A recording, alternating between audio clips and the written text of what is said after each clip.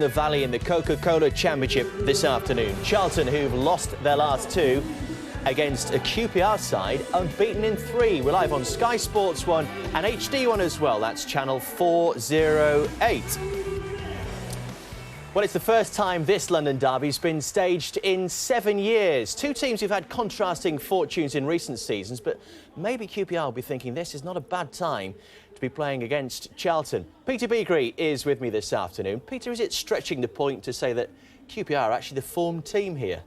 No, statistics say that, and we know how much you like statistics, Dave. That says that unbeaten in 3, and you know, they've had a change in fortune since Mick Harford took over. He's made them stronger, more disciplined, more resolute, and as I say, they're unbeaten in 3, so they come into this game plenty of confidence. Well, Charlton did get a pretty good start. Why do you think they've stuttered? Well, I just think, you know, the first couple of games they had a difficult proposition. They only took 1 point out of 4. They had the likes of Stoke and Scunthorpe, who were a different proposition to other teams. They don't really play a lot of football. They're strong and they're resolute. And Charlton struggled against that. But once they were allowed to play and come up with teams that play a more expansive game, leave spaces all over the pitch, you know, we saw Charlton at their best and they went 8 unbeaten until these last 2 performances. You know, the manager's quite happy with the performance at this moment in time. They're creating a lot of chances, getting balls in the box. They've got Reid out wide and Lloyd Samu, I think, will come back in today. It's just they aren't finishing the chances. And at the other end of the pitch, it's individual errors. You can't legislate for them, and that's what cost them the results.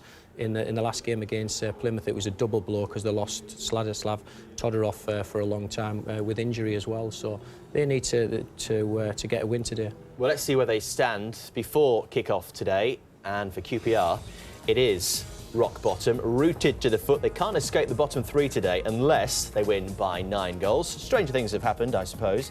A win or draw takes them off the bottom, though. That would be key for them. Charlton start the day in 7th place. A win will take them up to 3rd, trying to close the gap on Watford and keep on their tails. Watford not in action until Monday night live at Crystal Palace. But it's also congested there, Peter, isn't it? Does that mean that everyone is average? That means that this division is there for anybody to take by the scruff of the neck. There's only Watford who's really shown some outright form. There's much of a muchness in that middle band, and anybody can get into that playoffs, you know, from the likes of 16th upwards, not a problem. A few changes for Charlton today.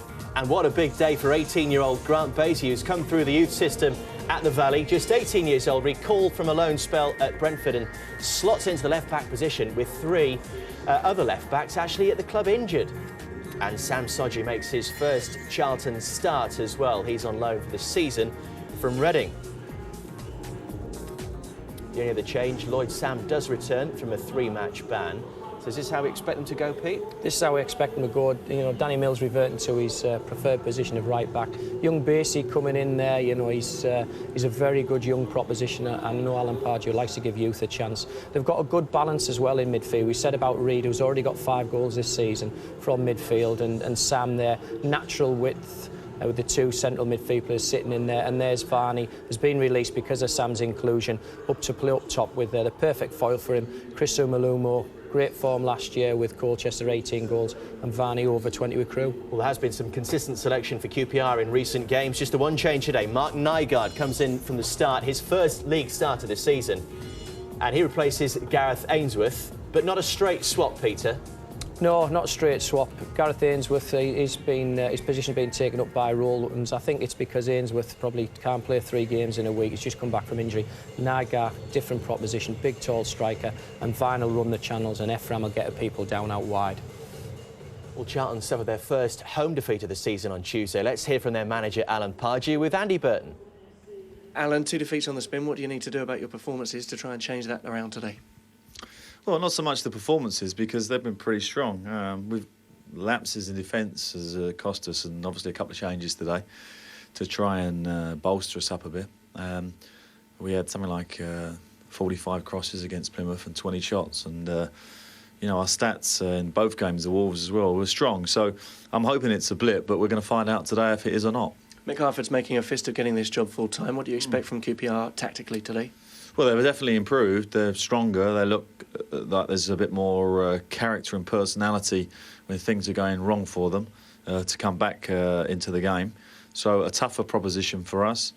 They have some good players. It's a great club, and it'll be a difficult game for us. A couple of changes to your defence today. I wanted to ask you about Grant Basie. There's a great story about how Charlton actually found him, and how big an occasion is it for him today?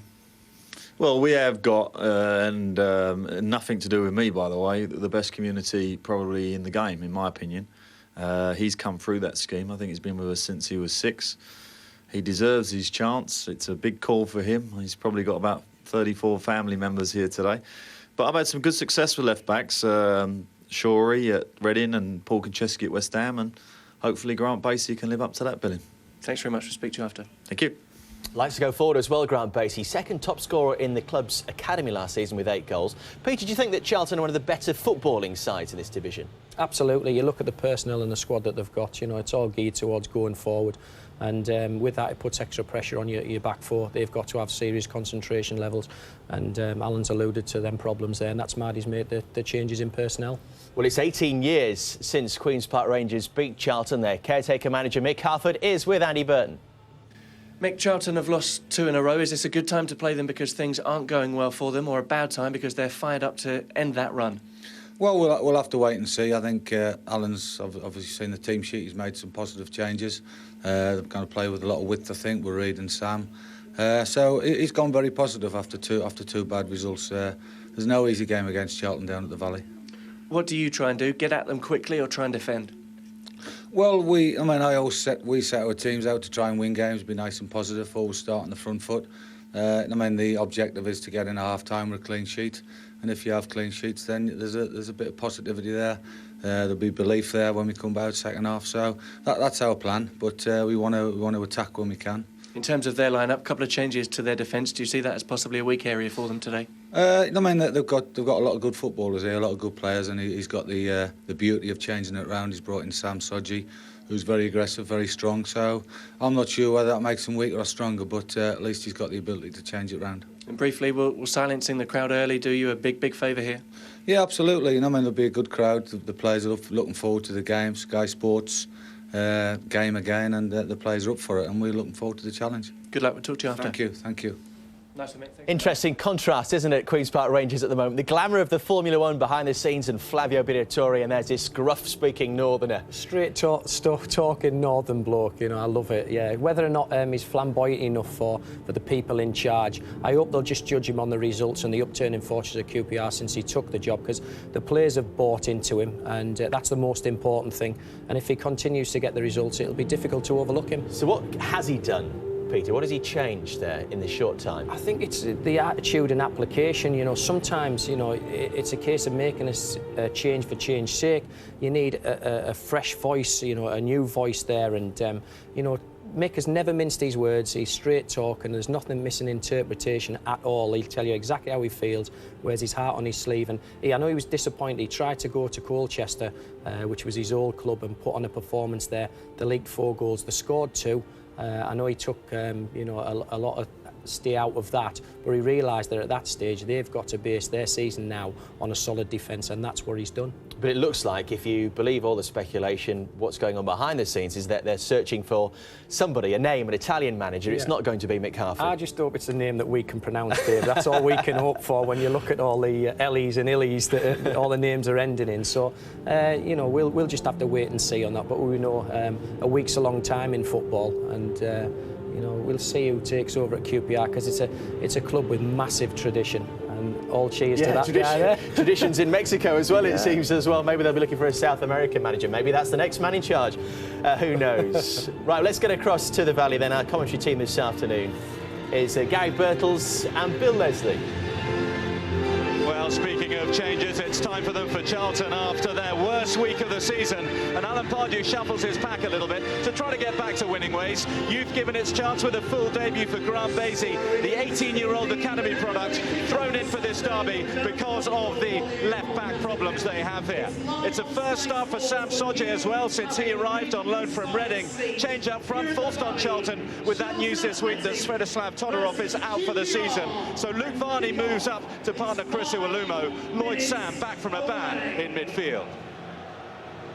Mick Harford's trying to keep things settled for the Queen's Park Rangers players. Unchanged sides for 2 last games. Just 1 change today, though. Mark Nygaard's made an impact off the bench in the last couple of games. He earns his first league start of the season. Gareth Ainsworth drops down to the bench. On-loan players have helped to make a difference here. Martin Craney from Portsmouth, Rowan Vine from Birmingham, all from Premiership clubs. Hogan Ephraim as well from West Ham United. They have all played their parts in this Queen's Park Rangers revival.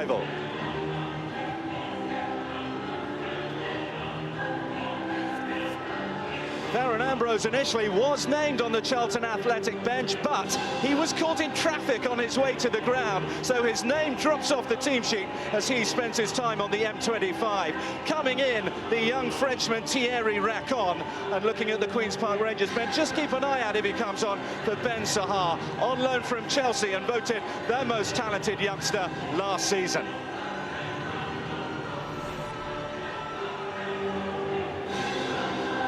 Well, they're still streaming in here to the Valley, a crowd of around 25,000 for this London derby, which represents an important crossroads for both these clubs. Queen's Park Rangers, well, they might be rock bottom in the Championship, but they come here in their best form of the season. Charlton come into this derby on their worst. Andy Reid, the top scorer for Charlton and their captain this season, as they look to bounce back to the Premiership at the first time of asking, like they did incidentally 7 years ago when they were last relegated. Queen's Park Rangers and Charlton Athletic. Andy Reid, bit of a family affair for him. One of the mascots there is his daughter. You can see the family resemblance, can't you? Well, he'll hope that he can wipe a smile off Flavio Briatore's face, the Queen's Park Rangers owner, looking to continue the improvement under Mick Harford. We have the game next. We're at the Valley this afternoon for a London derby in the Coca-Cola Championship. Charlton, QPR, and in the league, it's pretty tight in the head-to-head, isn't it? Charlton with 16 wins to QPR's 15. QPR don't have a bad record at Charlton either. 5 wins to Charlton's 10. Which way will it go this afternoon? Let's get across to our commentators, Gary Birtles and Bill Leslie. Bit of a Roy of the Rovers story going on here this afternoon as well, or Grant of the Addicts. Grant Basie, 18-year-old, comes in for his full debut here at the club since the age of 6, and he was brought along during his half-term by his parents, who paid for a community course for him. He got his chance and now gets his chance on the big stage. Great story to show that dreams can come true. Mark Nygaard, a more experienced player on the big stage, of course, a former Danish international. He's had to wait in the wings due to injury and the fact he's been out of favour, but good performances off the bench, particularly coming to score an equaliser against Ipswich in recent weeks, has earned his way back into the starting lineup. Well, he's the man who knows the answer. Plenty of names coming forward over the last 7 days or so. Will it be Luigi Di Canio? Will it be Francesco Guidolin, the manager of Palermo? Question marks there. What we do know, Mick Harford will look to continue his 3-game unbeaten run here at the Valley, in charge for the next 90 minutes at least. And where sometimes, Gary, you have confusion over who's in charge when you have these situations with so much speculation, Mick Harford seems to have done a sturdy job steadying the ship. He's given them some belief, resilience. They were losing games far too easily, and they're working harder as a unit now. So what a good job he's done. Can he hang on to the job? You say that some sides are in the image of their managers, and Queen's Park Rangers have certainly tightened things up, made themselves a much tougher proposition. And their supporters starting to enjoy themselves again. Well, they know what the order of the day here is to pick up enough points to take them off the bottom of the table for the first time in over a month. Charlton could go back into the top 3 if they can win this lunchtime London derby.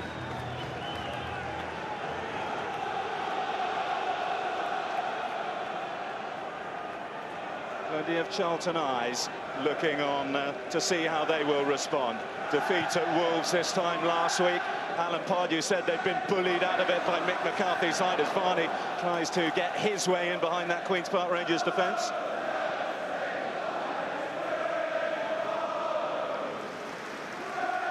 And a defeat here for the first time this season since their relegation against Plymouth in the Championship on Tuesday night. Queen's Park Rangers definitely have belief coursing through their veins again. Picked up their first win of the season a couple of weeks ago, live on Sky against Norwich. A couple of draws since then. They made themselves very hard to beat and to play against. Searching ball in by Rowlands, the top scorer, but he can't turn provider that time. That's a good point you make. They don't think they can get beat now. They've got that belief planted into their minds by Mick Harford that they can go out and win games, they can get off the foot of the table. It's a gradual thing though. You can't just go and win 3-4 games on the trot. You get draws, you just turn it around from losing games, as I said, too easily, then you've got a chance of climbing the table. Ben Sahar, the on-loan Chelsea striker, who's on the bench here, wasn't even born the last time Queen's Park Rangers got the better of Charlton. Their last win back in 1989. The likes of Andy Sinton playing. He got the goal for QPR side managed by Trevor Francis. Charlton then, before the Alan Kirbishley and Steve Gritt era, managed by Lenny Lawrence then. Talking to Alan Pardew before the game, he said he couldn't believe how many crosses they actually got into the box. I think he mentioned 45. They got in the box and got very little out of it. If you keep producing that sort of quality in the box, sooner or later you will get something. There's one that comes in towards Luke Varney. Couldn't control it. He'll be pleased to be playing back in his striking role, his preferred role, but his gain is definitely Svetoslav Todorov's loss. He was showing some good form for Charlton, and yet another lengthy injury. So much of his career in English football, from when he burst onto the scene helping Portsmouth to their promotion initially from the Championship, has just been blighted by injury, and best wishes to him for a speedy recovery.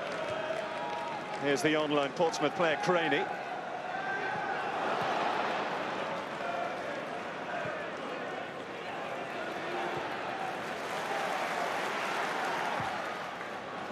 In by Basie. Now Danny Mills back at the club where he made his name, and that's not a bad ball to try and pick out the Chinese international Zheng, but he stood up well there, Lee Camp, in the Queen's Park Rangers goal. Well, he goes into position here, doesn't he? Look at that, times it to perfection. He's brave, he goes in the keeper, causes the rebound. Reed trying to dig it in. Well, Lee Camp was the Queen's Park Rangers hero as they battled their way to a point at Preston. And early work for him to do, the former Derby County man here at the Valley. You really do sense that Alan Pardew will have his players pumped up. A quick start is what they want. Well, you've got a chance when you've got two wide men with quality, Reed and Sam. Oh, he's very good at delivering the quality that strikers need.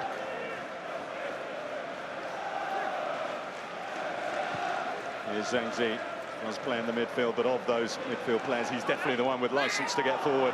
Lloyd Sam now twisting, turning, trying to get his way forward, but a little helping hand on the way means a free kick for Queen's Park Rangers. He looked to have cracked it, didn't he, Alan Pardew, after a little bit of a shaky start without a win in the first couple of games after relegation.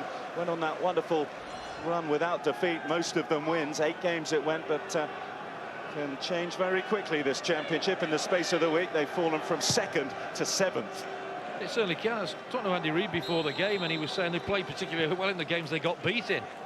So not too much worry about it, but they've just got to get on the coattails of the top teams, close the gap a little bit. They can do that today with a victory, and you can see the quality they've got, the depth they've got in the squad, that they'll be up there at the end. We heard Alan Pardew say it before as well, didn't we? Plenty of things to take positives from in the performances. It's just a question of stringing a performance together over the whole 90 minutes.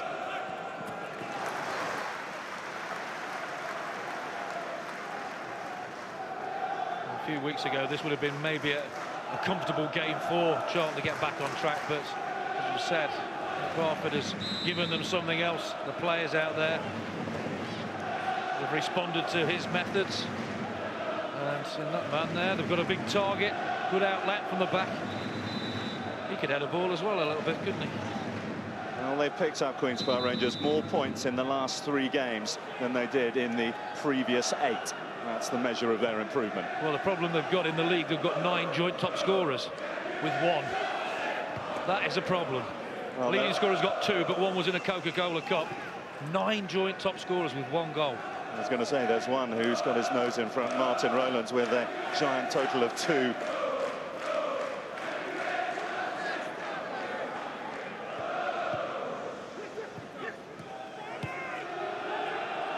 I suppose it is a case like we were touching on before, get back to basics, tighten things up at one end and hope that the goals start to come at another. Bill, football's about basics. It starts with basics. If you don't do the basics, you don't get victories.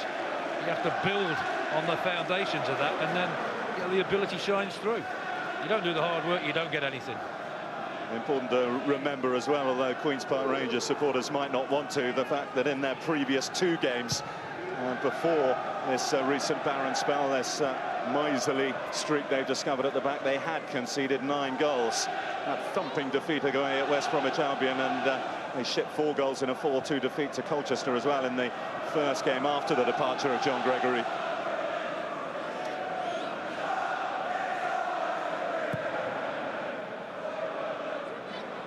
Iwalumo, the target man, and Varney will try and do the running off him. Nygaard and Rowan Vine, one of 3 players on loan from Premiership clubs. As is Danny Mills from Manchester City at Charlton. Across comes Damien Stewart, the Jamaican international. And this is Adam Bolder.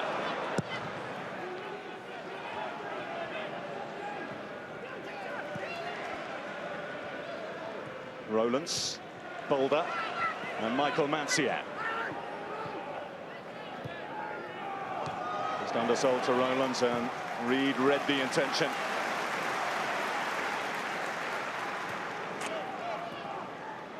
Fortune. Although things haven't been going Charlton's way defensively, something of a risk, I suppose, for Alan Pardew to break up the central defensive pairing that's been keeping things as tight as they can do for the last few weeks. Majid Bouguera dropped down among the substitutes. Here's Rowan Vine now. Vine again. Plenty of challenges flying in, but he's still going here. This is excellent work from Queen's Park Rangers and Rowan Vine. Yes, good persistence there. And moving it well. Across the line well. Can't touch him there. Danny Mills knows that. Has to time it well. Been a frustrating time for him since his move from Luton to Birmingham. Helped them over the line in their promotion battle from the Championship last season, but had to come out on loan for some first-team football. That's certainly what he's getting at Queen's Park Rangers, and he's got this first corner kick for the men in hoops. In Nygaard in there, they've got a real target. Appeals for handball, waved away. It's drilled low, and it'll come through to Nicky Weaver. Lee Probert, our referee, with a decision to make now. Well, Iwalumo goes there, just hits under his arm, doesn't it? Went up with his arms wide there. He said no penalty. Grant Basie, who has been recalled due to this left-back injury problems that they have at the Valley from a loan spell at Brentford. Iwalumo making his presence felt at the right end of the field for Charlton. Took it off the toes of Damien Stewart, but Lidget Wood was back there. Vine. Talk about the changing fortunes for QPR. You mentioned the West Brom game, the actual thumping 5-1. I was at that game and they were all over the place, to be fair. Queen's Park Rangers, they didn't have any belief, they were sloppy, they were closing down, like we said before, not doing the basics, but it's changed a little bit since then.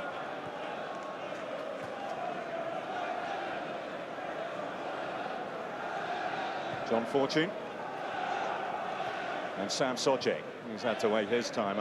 Another on-loan player taking part in this afternoon's fair. 6 substitute appearances before this, his first start for the on-loan Reading man. Mancian rose too high and hitched too much of a lift on Andy Reid.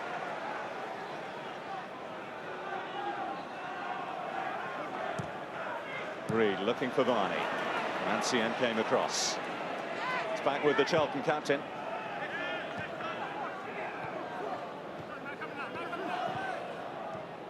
The noticeable thing I'm watching at the moment is the closing down from Queen's Park Rangers. They're not giving Charlton any time on the ball at all. They're being forced back to the centre halves. And when it comes into midfield, they're being closed down.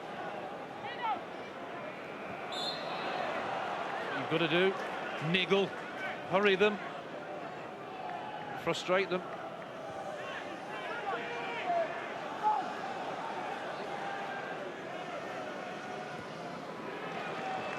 Zhengzi.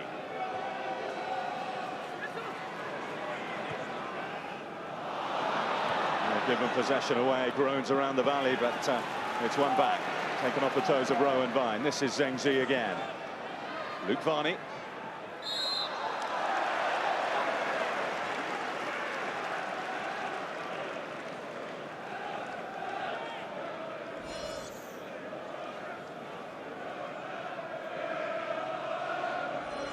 Suppose when you consider all the comings and goings at Charlton over the summer, all the high-profile and less high-profile departures they've had, all the new arrivals, the likes of Iwelumo and Varney.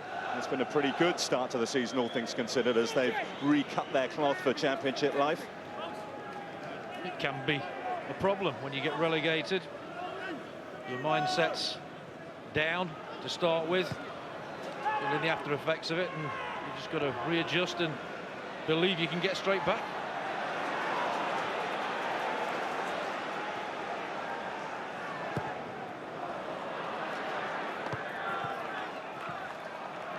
Rowlands, he kept it in. Rowan Vine. Jose Semedo, the former Portugal under-21 international, penalised this time.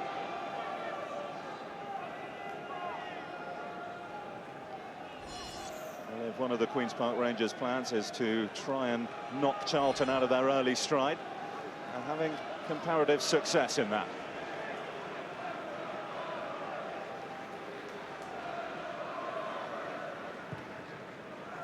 Up towards Nygaard, Vine there as well. Well away by Soji. Now Varney. Reid will struggle to keep it in. Does so.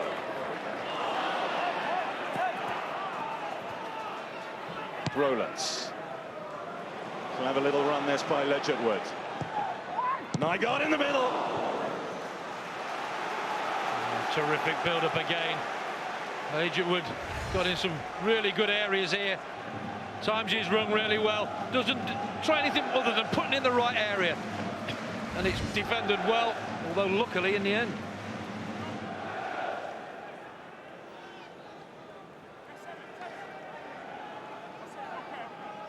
Well, Rowlands will get a chance to curl one in from this right side now. Keep an eye on Nygaard, tallest player in there, gets his head to it. Ball comes from Soji. It's clear for now. Boulder.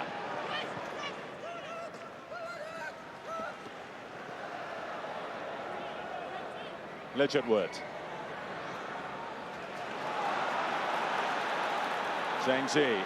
Still got plenty back, Queen's Park Rangers. Reid. He's popping up on the right side. He's desperate to get involved, isn't he? As soon as he picks it up, though. Blue and white shirt straight on his heels. Three of them, but that has left a little space down this left for the debutant Basie.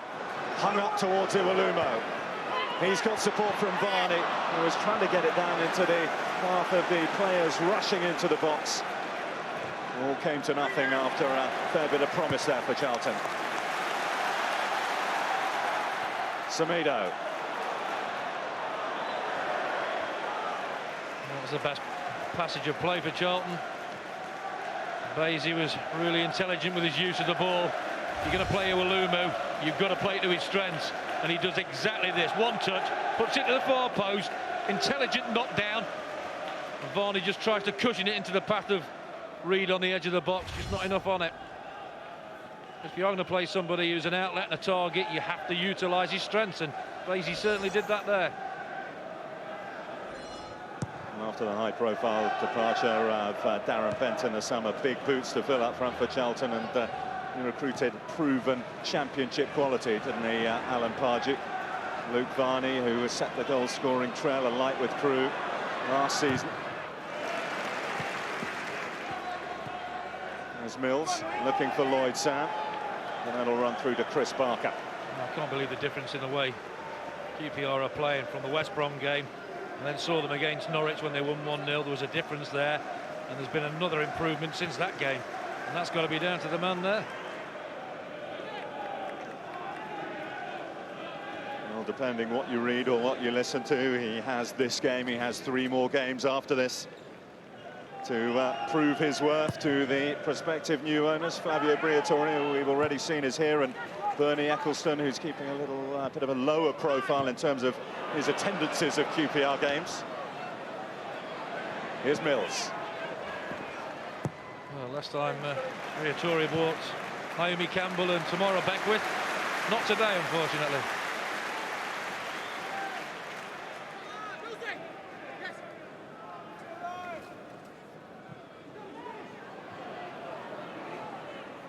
Craney, no doubt about it, his introduction on loan from Portsmouth has helped steady that rear guard. They've lost Zesh Raymond, of course, who's away on international duty in Pakistan. This is Basie, and this is a Charlton corner. They're not trying to get forward, is he? Instigated by Reed.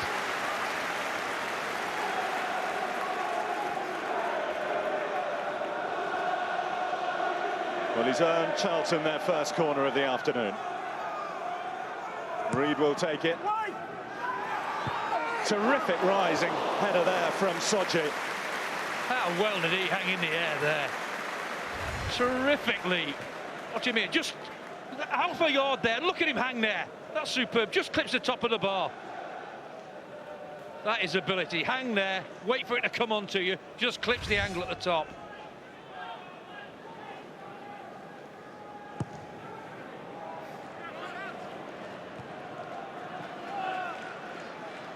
Lloyd Sam, welcome back after he was sent off against Hull. A little bit of an altercation with the Hull captain Ian Ashby, you might remember. Barney is onside here. Iwelumo manoeuvres into position. Barney tries to get him, Iwelumo slips, and Queen's Park Rangers can thump it away. Iwelumo slipped and Stewart slipped as well. Nygaard. Offside flag up this time against Rowan Vine. Charlton did have a very good chance there to go 1-0 in front.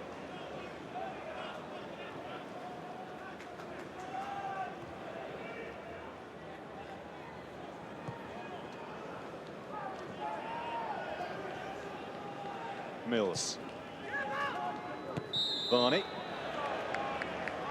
Coming back from an offside position, Luke Varney, so free kick to the visitors here.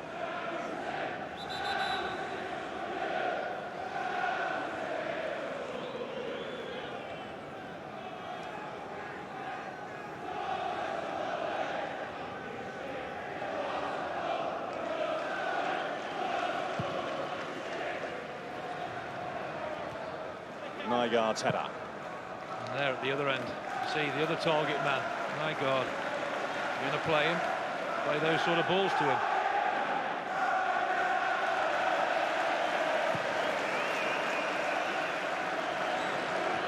And Iwelumo. Stewart stood off and Queen's Park Rangers have it back.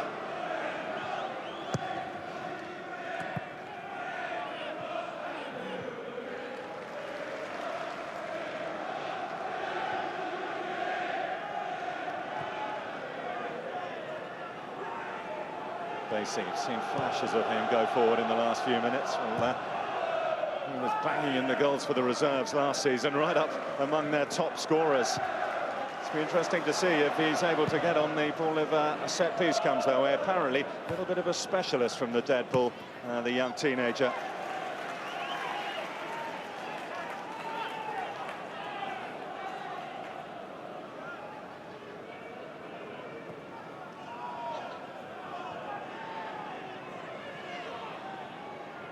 20 minutes in, and either goalkeepers had to really make a save in anger.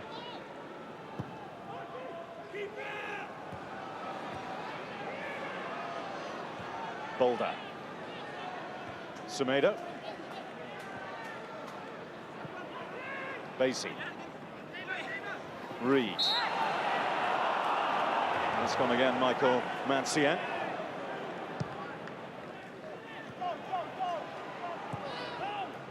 Now Sam.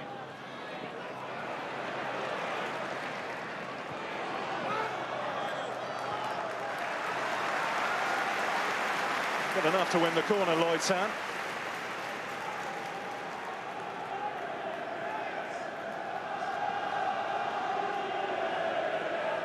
Reed, the left footer, can try and swing one in here on the Queen's Park Rangers goal.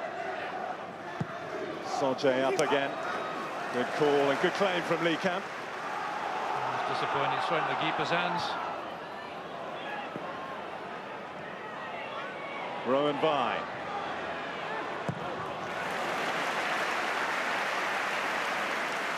He's certainly getting involved early on, isn't he? Going forward and defensively.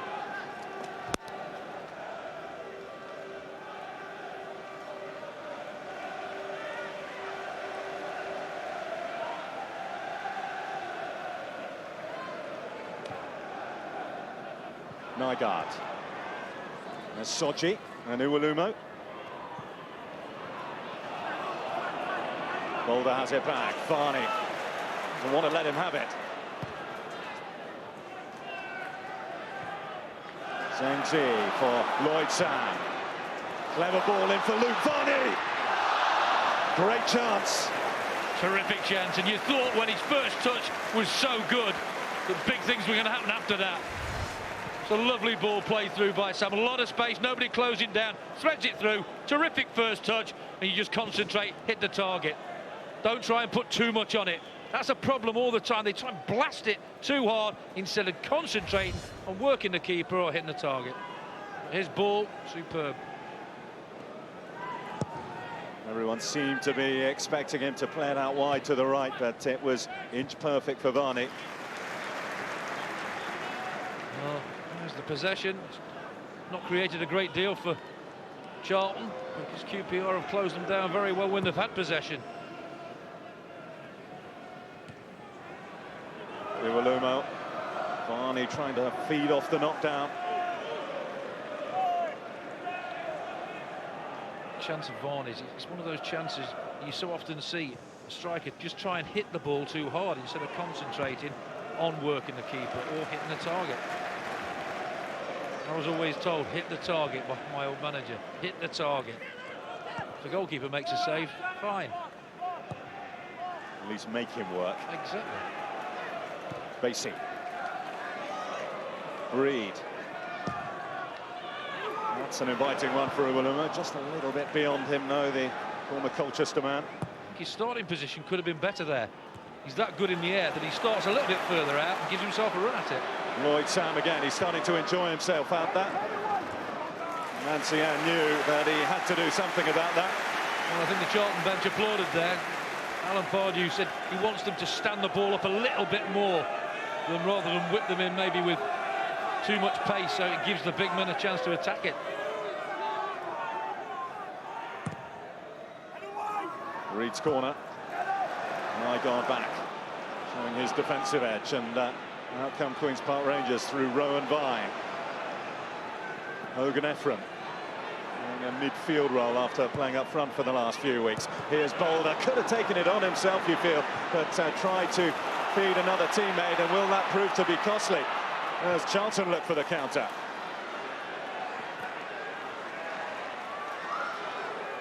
Mancian in just ahead of Zhangzi. It's another Charlton corner.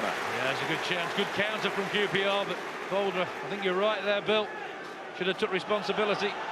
Reed, Charlton trying to up the tempo, find the breakthrough. This is Rowan Vine. There are two red shirts in the box there. Why aren't Charlton getting more men in the box? Sam. Most things seem to be coming through him at the moment for Charlton. Oh, how many times have we seen Lee Camp so far claim it comfortably? And that's 3 or 4 from wide areas he's come out and claimed. And Pardew won't be happy with that. Had to wait a while for a clean sheet this season, Lee Camp in the Queen's Park Rangers goal. 2 of them, both coming in the last 3 games. Saved the penalty up at Preston to help them to a goalless draw, and another valuable point on Tuesday night.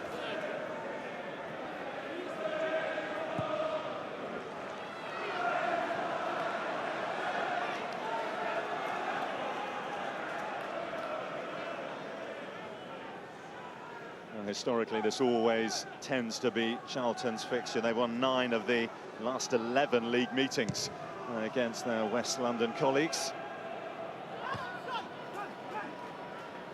Well, they meet again at this level for the first time in 7 years. Queen's Park Rangers have been below this and fought their way back. Charlton losing their fight after 7 years to stay in the top flight. Mills, well, he was just caught out by quick feet there, wasn't he? He certainly was. Checked inside well. Good first touch. One thing in his mind, run at him. Just left that trailing leg in. We've seen that a few times throughout Danny Mills' career.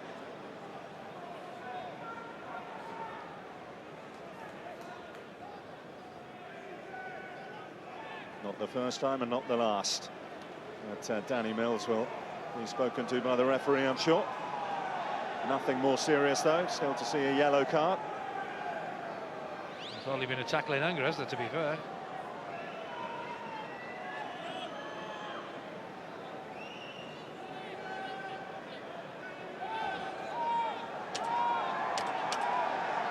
Opportunity here, then, for Queen's Park Rangers. He looks like Johnny Wilkinson at the moment, isn't he, setting himself up?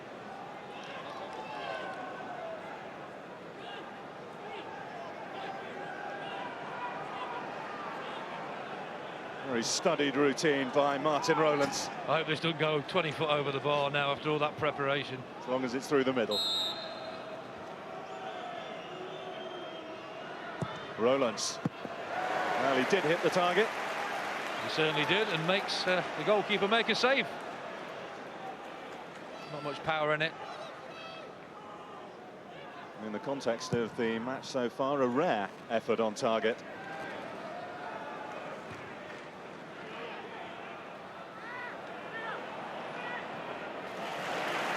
Just in the nick of time there, Jose Semedo. Oh, but he's made a gift of it to Boulder. Now Rowlands. Beyond Basie. Rowlands with time to pick his pass. Too many red shirts coming back. And he picked the wrong pass there. Just drill it across the face of the goal. I never understand when they try to make it too complicated. Varney up against Damien Stewart. He's done well at Walumo. Well, he's done everything right. He's got to the near post. Varney picks him out. Does well. One touch. Goes past and puts it in early. Look at the movement from him across his marker, just slightly behind him. So difficult to twist and turn and get this on target, but he does well. He gets that half yard across his marker. And that wonderful scoring season he had for Colchester last year. Numbers among those goals. One against Queen's Park Rangers in a home win. Good chance for him to help Charlton try and do that. This is Vine. Again, we see the strength up front of Nygaard, winning most of the things in the air, then gets onto the loose ball and feeds his strike partner in.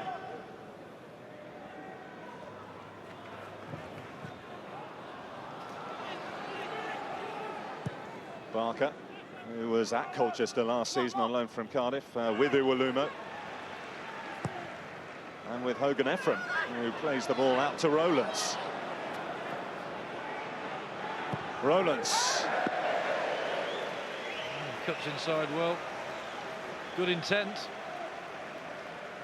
Switched the play really well again. Lovely crossfield ball. Takes it in his stride. There's a good run inside him. He ignores that. Checks inside. But he closes him down. Thinks, well, let's have a go. Not impressive, though, in the end, the finish. The top scorer with 2 can't add to his tally.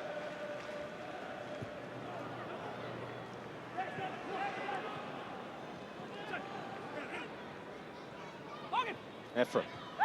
Nygaard. Ephraim again. We've got him in the game enough, Ephraim. A few times he has been on the ball, he's caused them problems. I sense that Danny Mills is looming presence there every time he gets the ball. He kicked him just a moment ago. Ready to dish out more of the same, perhaps. Well, why should he get away with it? He's kicked everybody else, hasn't he? That's what he's there to do. Annoy you. His experience could be vital for this team, so to go back into the Premiership. They do play such an important part in Championship sides, don't they? Loan signings. Danny Mills Mills electing to come here as he went to Hull City last season. It's good to see him. He wants to do that. Some players are just intent on sitting on the backsides, picking the money up. He was about the only high-profile departure, actually, Danny Mills, the last time Charlton were relegated under Alan Kirbishley. Managed to keep the majority of that squad together and come back up under the same manager. That's what sparked their comparatively long tenure at the top. Had to do it a different way this time, though. All change at the Valley.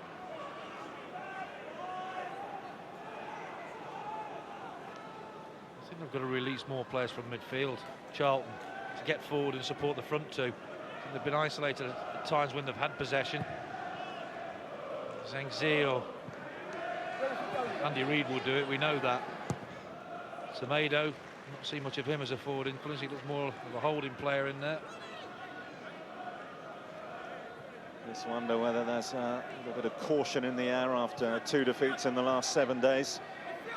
The desire to win there, of course, particularly on their home patch, but the desire not to see the game get away from them, or at least go behind early on. That's over Uwalumo. Ledger Wood. Zhangzi couldn't stop him. Well done, Lee Probert, trying to play the advantage. Zhangzi a little bit lucky not to get a yellow card there. He's intent on bringing him down.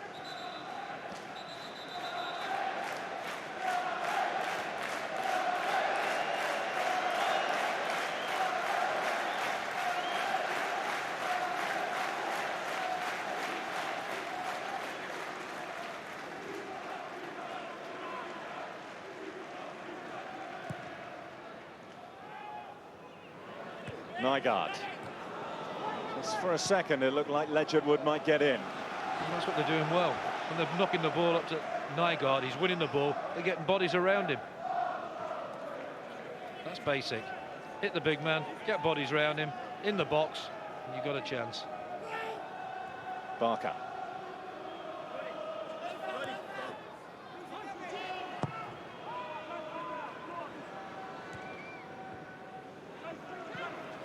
Craney, an England under-21 international. Nygaard. And Boulder. This is Mancian. Like Ben Sahar, Queen's Park Rangers on loan from Chelsea. Rowlands.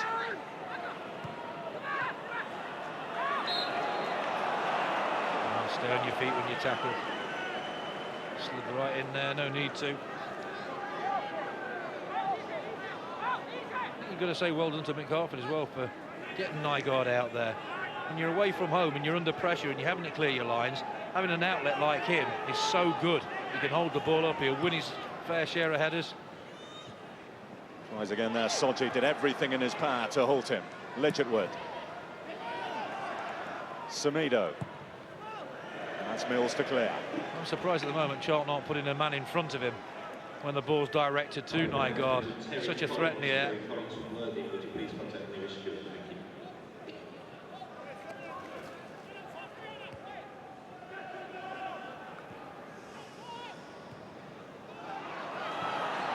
Mancian. Rowlands.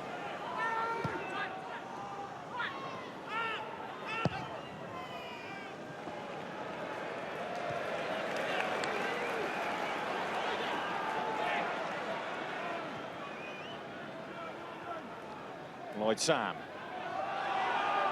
Semedo. Zhangzi. Varney. Iwalumo. Missed by Stewart. It's Zhangzi! Camp was a match for it.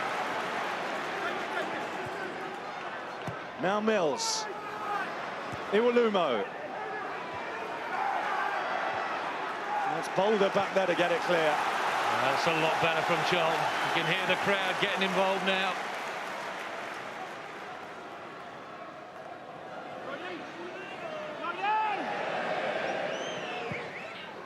Sam sailed up again towards Iwalumo. Varney, he was offside anyway. He'll be thankful he was offside as well.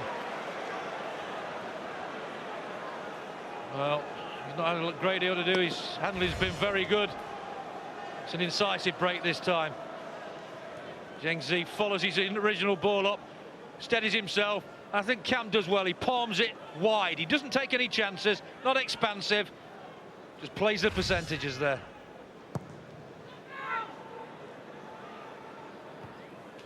Well, we're into the last 10 minutes of the first half. The home side at times trying to force the pace. They haven't found it easy.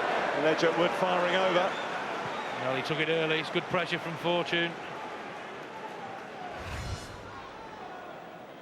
Just a flick on here. Gets onto it. Look at Fortune. Puts him off. Makes him put it right over the top.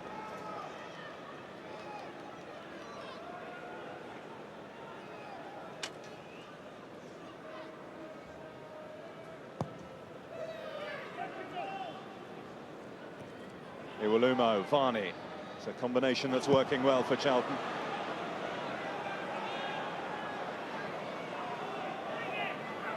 Basie. Mills. And Sam.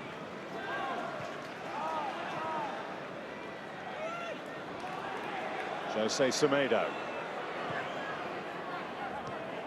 Reed.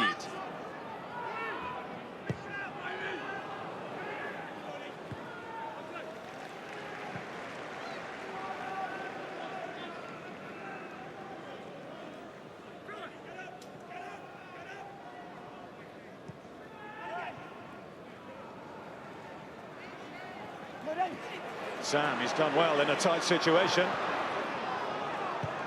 Did ever so well, didn't he? Low centre of gravity, but again, match ranks of blue and white back. Good resilience.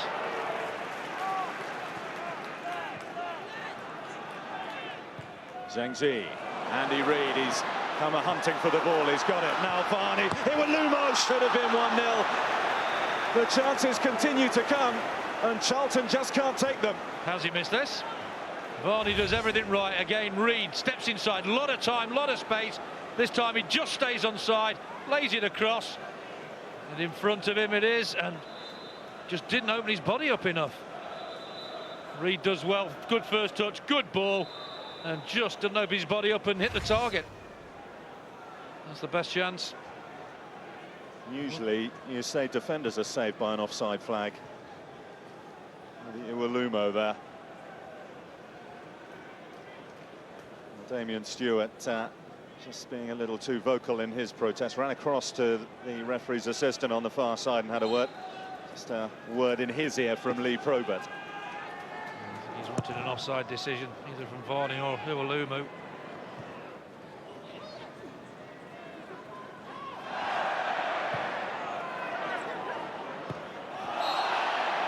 Through the back of Iwalumo goes Stewart. 15 or so years ago, you get away with that. Another offside flag goes in Queen's Park Rangers' favour. It's against Varney again.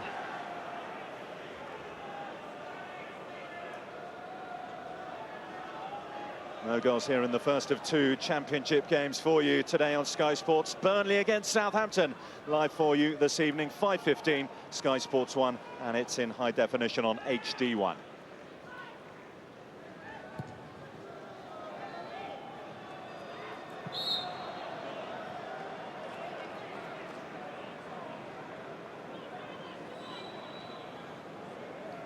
Well, he got one right in the dubious area from Nygaard there. When he hits you, you stay hit, don't you?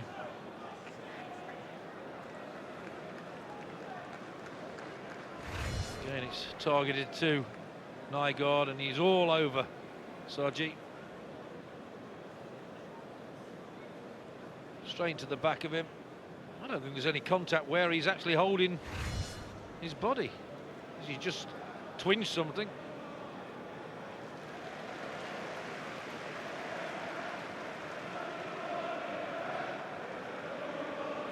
They haven't seen too much of Sam Sodji, the Charlton fan, since he arrived earlier on this season on loan from Reading. But hasn't done too much wrong here. Awkward task to try and keep the giant Dane Mark Nygaard quiet. Yeah, he's got a good leap, as we've seen so far in this game. At the other end, just clipped the top of the crossbar, hung in the air really well.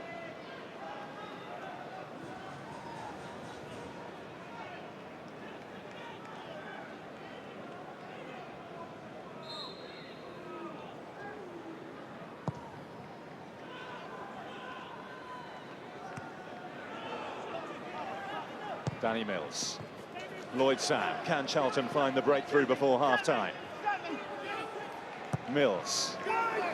Looking for Uwalumo. That's away by Craney. Only as far as Reed. Uwalumo couldn't get there. Stewart glances clear. Semedo. Well, Semedo didn't know whether to come onto it, wait for it, and in the end he didn't either. Twixt and between. He's certainly added some sturdiness to the heart of the midfield at Charlton, Jose Semedo. The 22-year-old from Portugal, but goal scoring not one of his attributes. Not to score since his arrival in English football.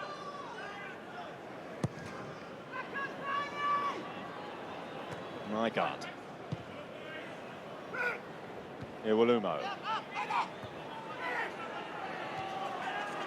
Aerial battle there, and Nygaard, the big man, brings it down. Rowlands.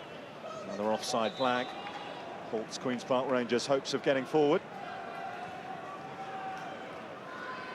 It's a first half, Gary, that's been pretty much as you'd expect. Charlton mindful that they want to end their losing streak, and certainly with the better of the attacking options, but Queen's Park Rangers showing exactly why they have halted the tide and turned results in their favour recently.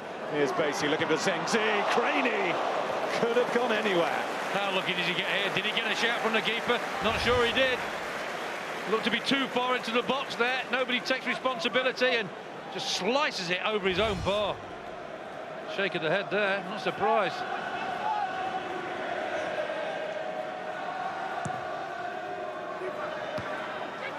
Camp hasn't got a lot on it, caught down in no man's land. No decision yet. They're looking to the referee, the Queen's Park Rangers defender. Here's Andy Reid. Time for Lee Camp to steady himself, because he was all at sea a few moments ago. What a good refereeing to me, that. So often you see keepers get every benefit of the doubt when they come out. I think he just came too far, didn't get desired touch on it.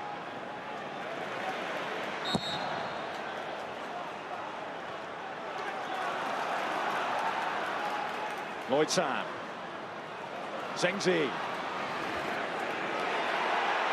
Taken off his toes by Ledgerwood, and that's when you feel that Charlton was starting to get Queen's Park Rangers where they wanted them. That was a let-off. Well, he had Andy Reid in acres of space there. Must have seen him. Chose not to play him in. Vine. Boulder. This is Ephraim. Just open up here for Rowan Vine. Well, the free kick is Queen's Park Rangers after a miscalculation by Soji. That all came from.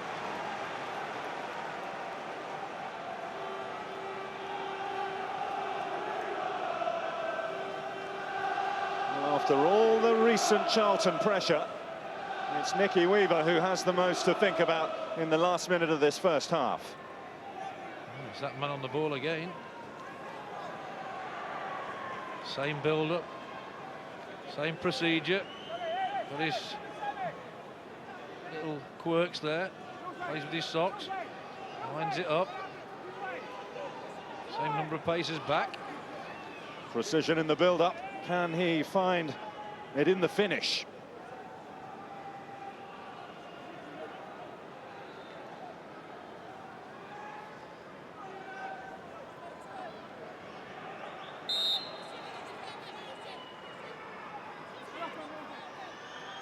Martin Rowlands, the wall did its job. He certainly has been watching Wilkinson, hasn't he? All the methodical build up to it.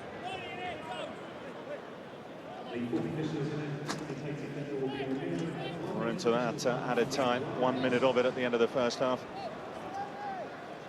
And to use the rugby parlance, he has a 0% conversion rate so far from 2 kicks at goal. Here comes Sam, that's one way to stop him. The foul way that Ephraim brings into play. He's come off worse there. Sam landed on his face there.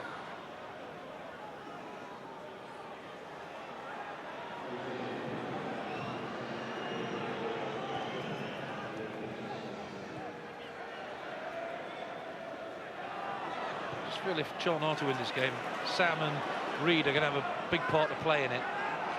The 2 key players for me. Mills.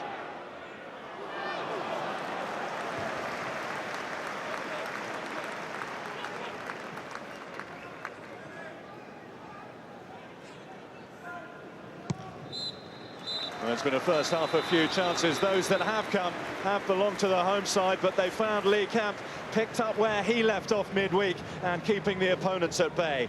No goals at half-time at the Valley. But it's been a lively London derby. Perhaps you wouldn't guess there are 17 places between these sides on that first half performance. We'll hear from Peter Beagrie when we come back. We'll show you the best chances from that first half, most of them falling to Charlton, but maybe a penalty claim as well for Queen's Park Rangers. It's half-time at the break and no goals.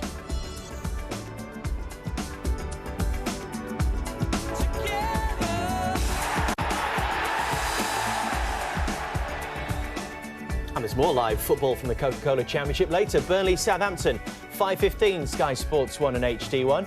And a Spanish doubleheader as well. Mallorca had a great start in La Liga up against Espanyol, 7 on Sky Sports Extra, followed by Athletic Bilbao, Real Betis from 9. And at the Valley, it's goalless at the break. Charlton 0, QPR 0. Keenly contested London derby so far. And watched by Peter Beagrie here in the studio. Peter, have you been surprised how open the game has been the first 45 minutes? Very much so, you know, but that's a reflection on how Charlton play in particular. I thought QPR had come with and be more, you know, 4-4-2 with the 4 in, and have a bank of 8 men in there, but they've actually enjoyed playing against Charlton. Charlton have created the majority of chances and obviously had a penalty appeal as well. Mick Harford said before the game he'd be satisfied going in at half-time with a clean sheet. He's got that, and it might have been even better for them as well had this penalty claim been given by the referee Lee Hubert, who looks, Peter, in the perfect position for this. He's in the perfect position, and we can highlight to Uwalumo here. There he is, and Jordan Stewart gets the jump on him. He's too far away originally, and as we run it on, he's never going to be in contention to win the header. But the arms go up. Ref's in the perfect position at the top of our screen there to see it, and as we see it, it's him on the underarm there. So that's a penalty for you? I've seen them given. Sometimes, you know, the referee will say, well, there wasn't a chance for him to get out the way, but the fact that his arms are up and they're above his head as well, I've definitely seen them given, and Mick rightly is aggrieved there. Because it's arm to the ball rather than ball to hand? Absolutely, yes, and they're above his head. They're stopping him getting this second phase attack there, so but the referee's in the perfect position, and it's his all-important decision. But I suppose you have to argue that Charlton have had the best chances in the first half. Without a shadow of doubt, yeah. You know, Reid, particularly from set pieces, has been different class. And that's what Sam Sodji's in the team for, not for just resolute defending. He's got an incredible spring, and unlucky that he's at the top of the bar. This was the best move. Great ball from Sam inside, picks out Varney, who lets it run across his body. Fantastic shot, although he's got to hit the target. Tremendous pace, he's just got to hit the target, and that's Uwalumo. To be fair to Uwalumo, Varney's cross is just behind him and can't direct it on target. But they threatened all day, and they had bodies forward, and there's Yenzi, you know, shown the desire to get forward from midfield. Good strike, comfortable for a keeper that's in a rich vein of form at the moment. So what are they actually lacking there? They're getting in good positions. It's the final ball, Dave. That's what it's all about. And we said about the width from Reid and from Sam in particular on the right-hand side, but what they're doing is they're coming inside and linking up, and because the movement's good from Varney, and they're leaving Uwalumo as that central striker, central striker. He's the pivotal one who they're looking for the aerial threat. Alan Pardew had complained about his side conceding soft goals. He made those 2 changes at the back, bringing in Sodji, bringing a new, very fresh left-back as well. And how do you think they've gone about things? They've done very, very well. We look at Rowlands here playing a great ball down the channel behind the full-back. And this is what Sodji's in the side for. He sees the danger, comes across, snuffs it out. It would be easy for him to just be, you know, in the centre there and looking after his own job, but he comes in and snuffs it out. And with John Fortune, he's been strong at the back. And a quick word on Grant Basie and his first 45 minutes for Charlton. He's joined in, he's been very comfortable on the ball, been impressed with his distribution, and when Reid's tucked inside and it's allowed him that width to come along, he's delivered some decent crosses. He's not unlike Gareth Bale, is he, the way he wraps his left foot around the ball. Well, those fans have come in their numbers today across London, around about 2,000 or more QPR fans hoping for a first away win of the season. Will it come their way? The second half is live next. Terrific double bill from the Premier League tomorrow. Gary Megson takes charge of Bolton for the first time against Aston Villa from 1, Sky Sports 1 and HD1. And the Super Sunday offering Liverpool, Arsenal from the top of the table, 3:30, Sky Sports 1 and HD1. For Charlton, and we might see Jerome Thomas, Peter Beagrie. How will that change things? Well, it makes sense because they've got to push for this win, particularly being at home. It might be for Genji, and I think you'll see Andy Reid going to the centre, will play a more pivotal role because he's the one that you want to get on the ball. Let's find out with our commentators for the second half, Gary Birtles and Bill Leslie. Well, we're getting word that to make way for Jerome Thomas's arrival, Jose Semedo is the man who is not going to reappear for this second half. Word like Peter Beagrie was suggesting. See Andy Reid move into the middle and Jerome Thomas take up a place wide on the flanks, which of course is where his preferred position is. Either way, a positive move from Alan Pardew and Charlton. Well, I mentioned in commentary they needed to get more players into the box, and it's a more positive formation. Nothing against Semedo. He's a defensive midfielder. They play their part, but at home, you've got to go and win the game. Well, without a clean sheet, Charlton, in their last 5 games, they've managed to keep Queen's Park Rangers at bay for the first half. They had a few chances themselves. Now, perhaps they want to up it and just up the ante as they go to rediscover winning ways after the shock and the indignity of their first home defeat of the season on Tuesday night. More of the same, I'm sure, the message from Mick Harford at half-time. And certainly they've picked up from where they have left off in recent weeks. 3.5 games now, just 1 goal conceded by the men in hoops. No change to Mick Harford's side, by the way, at half-time. Craney.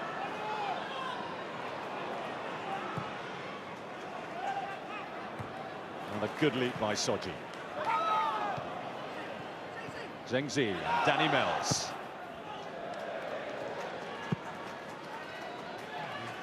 Same again for QPR. The second half closed down.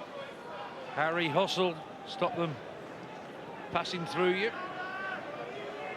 Did reasonably well first half.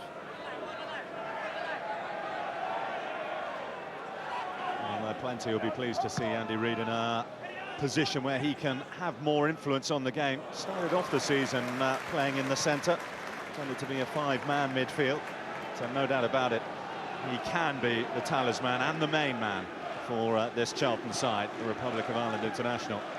He can be, but he'll get closed down like that. Boulder straight onto him. What they will miss with him moving in there is his ability from wide areas to deliver.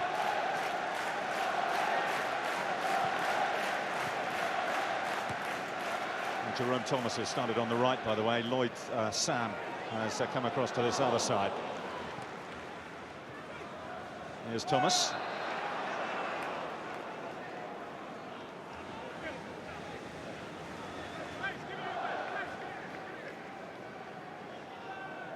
Just see what they've been working on since he took over, Mick Harford. The closing down. As soon as the opposition get it, close them, get to them quickly. Don't allow them to turn and come at you. Iwelumo judged to have just been holding on to Martin Craney a little bit too much.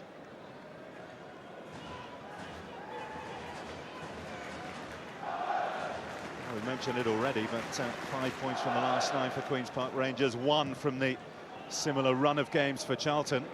It's the side who are bottom of the Championship who come into this fixture as the form team. The longer the game goes on like this, 0-0, the crowd gets more agitated. Players get a little bit more nervy and could play right into the hands of QPR.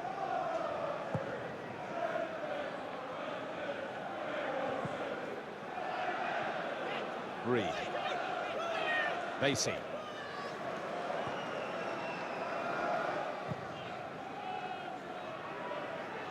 Iwelumo. Trying to get on the end of it. Here's Reid. Now Mills. Zhengzi out wide, but Mills turning into traffic. Well, it came off a QPR boot last by the look of things. It is a corner. Minute deflection, but deflection all the same.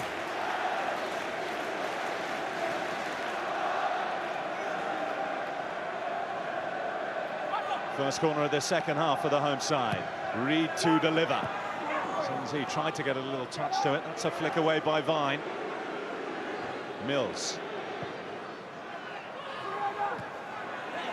Nygaard's header. Varney trying to bring it down. Zengzi. That's a decent half chance there. To have hurt himself in the process. Inadvertently, it's put back in by Nygaard here. Lay down there, just takes it early, just can't get enough power.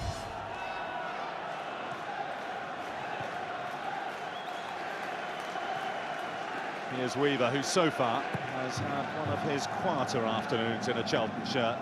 Iwelumo.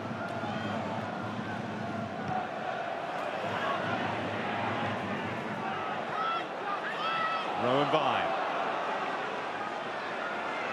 Plenty of work to do, but he looks in the mood to take it on, and the challenge brings the penalty. And perhaps that's the breakthrough that they've been looking for. He made something out of nothing there, Rowan Vine, and got his reward. Well, I'm going to question the defence here. One-on-one here, it doesn't need to be. Nobody comes across to help him, takes him cleanly out.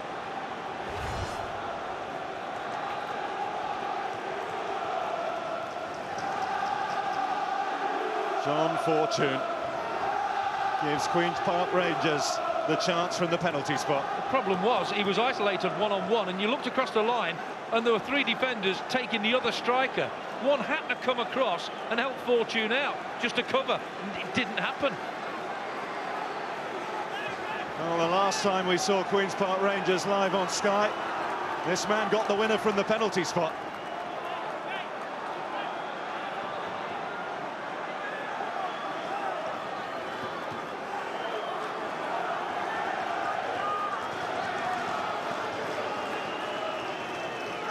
Rowlands against Weaver for a lead in the London derby. Oh, it's come back off the post. Rowlands can't believe it, and a giant opportunity squandered for Queen's Park Rangers. How will this affect them? They've worked so hard to get something out of this. Looks like he's going in the corner, beats the keeper, but hits the post. And what must be going through his head? You have to take your opportunities. Hasn't happened. Now they've got to react to that. Iwelumo back in looking for Varney. No flag up against him. Oh, lack of composure there. Well, a happy man there. Relieved man. Well, the goalkeeper goes the right way. Beats him for pace, but unfortunately the post is there to stop QPR going 1-0 up. And he knows how important that could have been. Well, when you are the lowest scoring side in the Championship, chances like that mean so much. Rowlands trying to make amends. He's found Vine. Rowan Vine, good ball, hits Nygaard. Terrific challenge came across from Soji in the nick of time. Now Rowan Vine. Oh, Vine has started his second half so positive. Given away to Lidgertwood. Reed can tow it clear, only as far as Michael Mancienne. Oh, the Scotland going in front at the moment is heavy first touches, QPR. And up goes a flag against Mark Nygaard. Who had a really good chance to put them in front. Into a foul there, referee doesn't give it. Comes to Nygaard, heavy touch, doesn't get it away from him. Good cover, you have to say. Goes a long way away from him, allows the defender the chance to close it down. No doubt about it, it's Queen's Park Rangers who have started this second half much better than they did in the first. More positive stuff we're seeing from them. Here's Rowlands.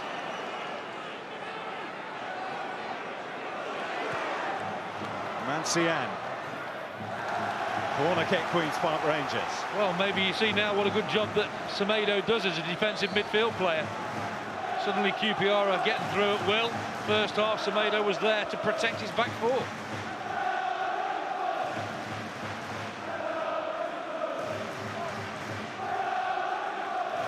Most of the noise at the Valley at the moment coming from the West Londoners behind Nicky Weaver's goal. Oh, clever flick, wonderful save. Damien Stewart thought he'd scored, but Nicky Weaver had the answers. What a good save. Magnificent save. Look at the pace he generates with a flick here through his legs. Really good save. Gets down very, very quickly. Perhaps would have been stopped, but he wasn't to know that. Zhengzi keeps it in, but it's back in hoop hands, and Rowan Vine. Rowlands to his right. Martin Rowlands drilled across the face of goal. Fortune saves them. Ephraim puts it wide. Well, they're getting all the good fortune, aren't they, at the moment? Charlton are right in the log. Just one-way traffic at the moment. Again, 4 blue and white shirts. Lovely little turn, smashes it across. Nothing wrong with that. Defended it well, and in the end, he snatches at that really badly. But look at the power he generates here, Stewart. Flicks it through there. 2 defenders on the line, but he's still got to get down Weaver and save it. Nobody following in. That's the disappointment for QPR. Nonchalant flick from the big Jamaican, wasn't it? Damien Stewart looking for his first goal since the opening day of the season. It was nonchalant, but how much power did he generate there? So difficult to do.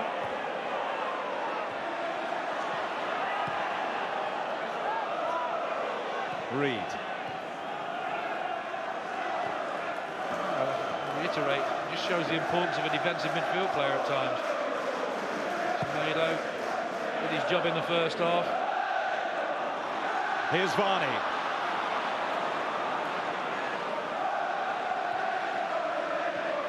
Rowlands. Thomas. Reed. Lloyd Sam.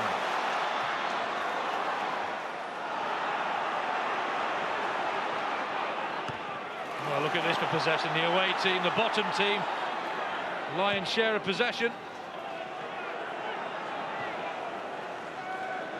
Queen's Park Rangers look in determined mood to pull themselves off the bottom of the championship.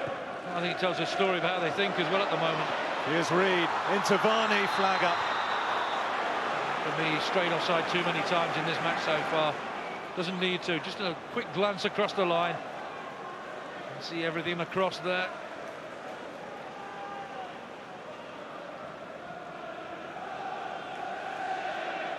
Well, the change he made at half-time, a positive one to try and take the game to Queen's Park Rangers. But it's Mick Harford's side who are having the lion's share of pretty much every aspect of the game at the moment.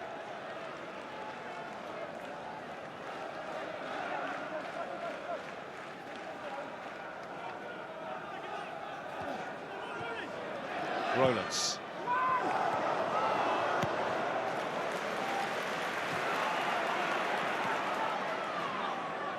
Barker.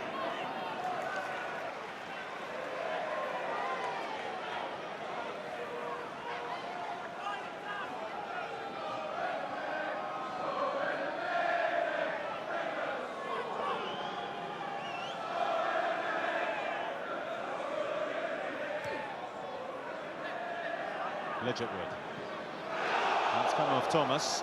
Fall nicely to Mancian.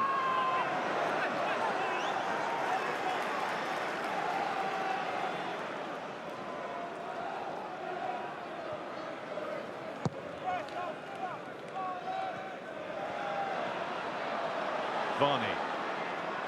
Reed. 2 men on him.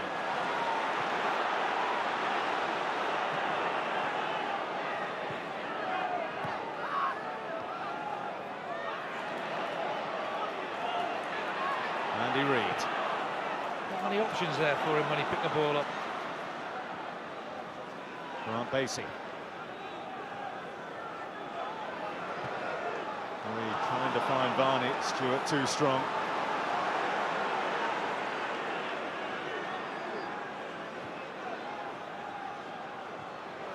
They certainly look like a team bottom of the table, do they, at the moment?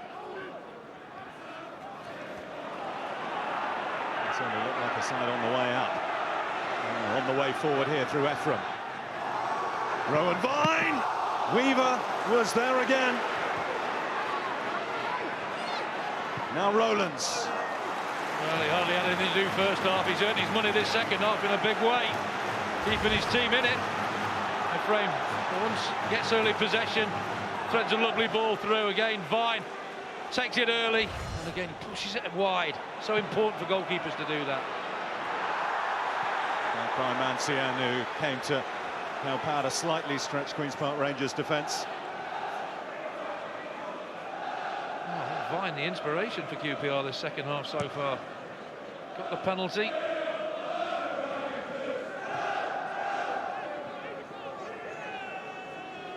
Well, look at QPR now in attempts. Look like the home side, 4 on target as well, double Charlton's. Already in this second half, they've more than doubled their attempts on goal in the whole of the first. Mills.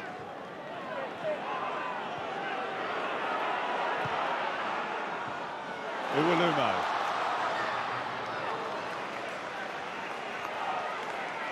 Good pace there from Craney.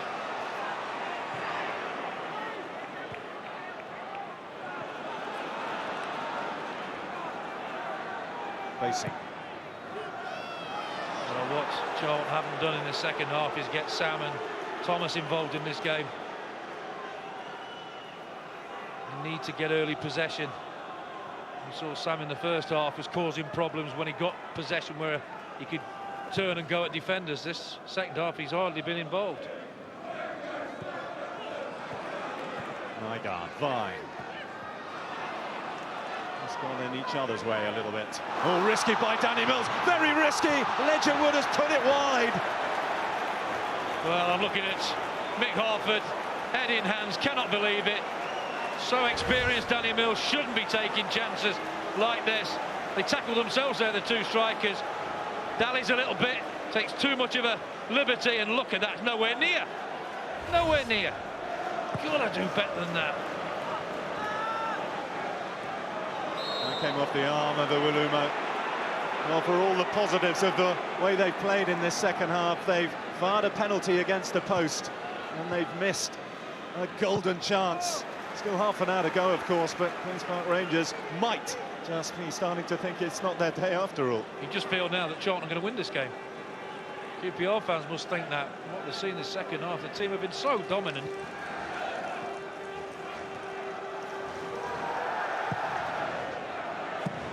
Ledgerwood. Both goalkeepers with key moments in either half, and it's Weaver who's the busiest at the moment. Back to the first when Lee Camp was pulled into action on more than one occasion by Charlton attacks, as he's having the quiet time at the moment. Well, you look at the tail of the two target men as well. Every time the ball goes up to Nygaard, he's holding it, he's winning it, he's laying it off. Goes to Uwalumo, and it's just coming back at the moment.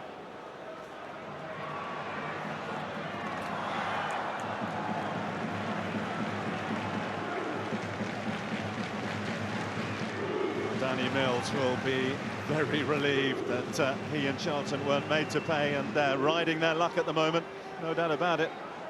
Fortune is on their side.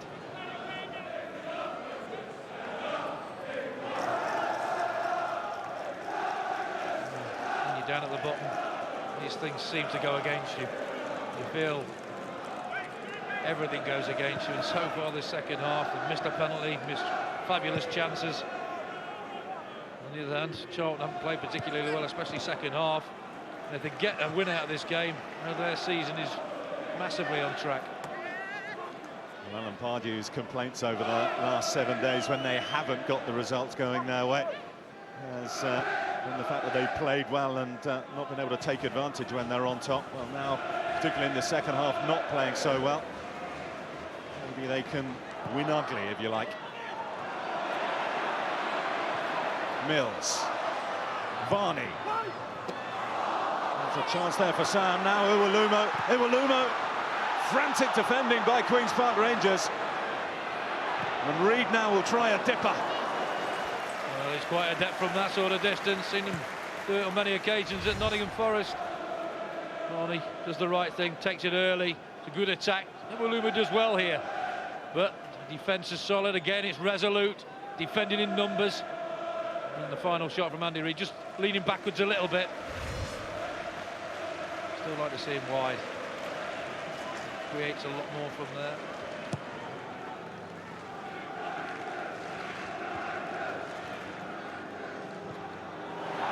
Well on by Uwalumo. Varney, Craney for company. What's he got in his locker here, Varney?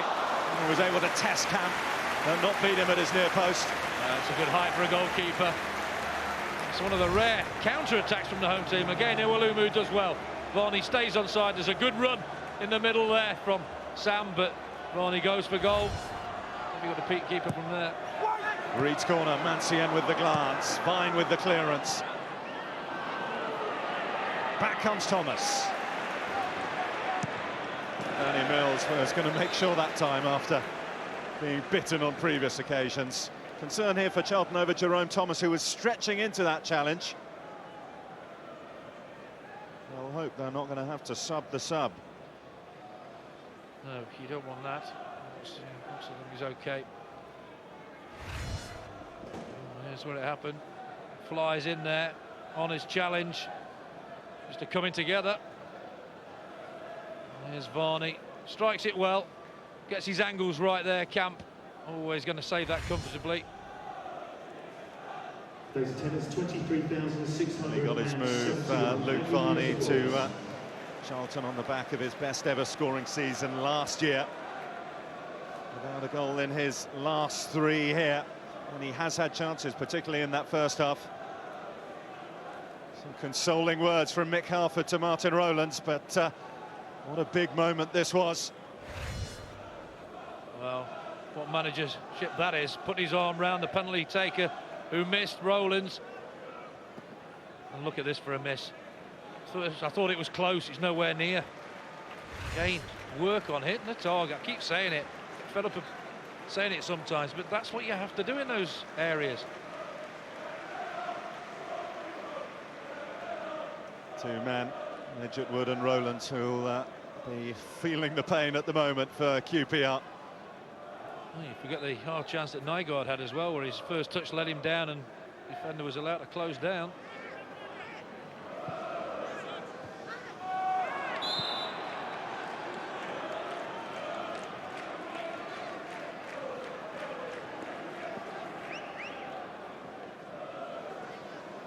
I'm going to try and run it off, Jerome Thomas. Full complement restored for Charlton. A little coming together between Nygaard and Soji.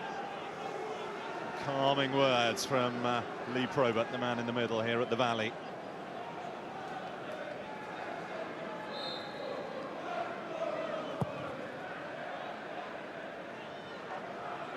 Uwalumo just got a little touch on Sam. Chris Uwalumo couldn't get there, Lidgetwood could. Thomas takes a swing at it. Spinning ball is awkward. Uwalumo. Generate no power. I thought it was going to be an overhead kick there.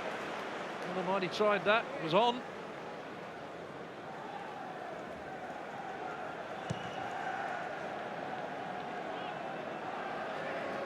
Soji. Rowlands. Take on Basie, who gets a system. Nygaard now. Reed trying to get forward. He was pulled back right under the nose of the referee there. Should have booked him. For me there, premeditated. Stopped Reed in his tracks. Sam. Zhengzi. Free kick for Charlton.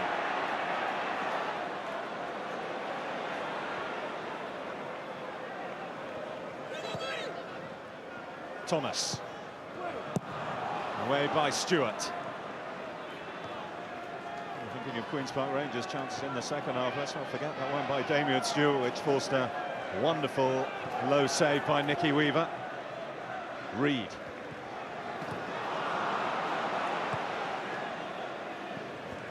Call from Vine. Takes responsibility, as he has done in all sorts of areas for Queen's Park Rangers in this second half. Well, he's not booked anybody yet. I'm quite surprised. Could have booked fortune for the penalty incident. Clearly scythed Vine down. Reed going away a minute ago. Stopped in his tracks. Time for a Charlton change. Chris Iwelumo, replaced by Isel McLeod. That's an intelligent substitution. Isel McLeod got pace, gets in the channels, drag defenders out of the comfort zones. He has a quarter of this match to try and make an impact, looking still for his first Charlton goal since his move from MK Dons in the summer. Isel McLeod. Here's Ephraim. Going for the spectacular. Why not?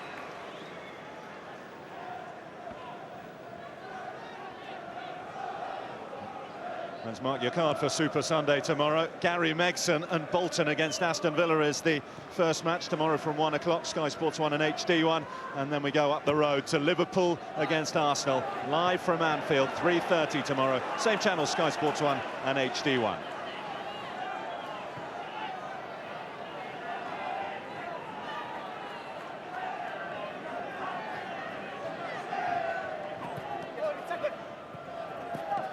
Sam.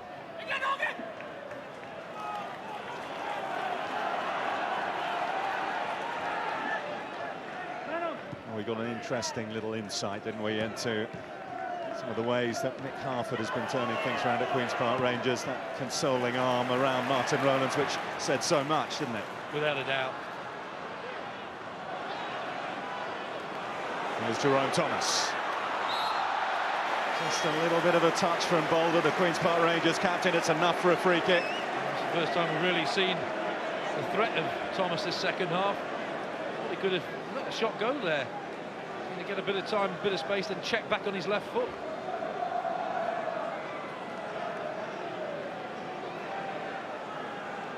Lee Camp, who was involved in a penalty incident himself up at Preston in the week, now tested from a little further out than 12 yards.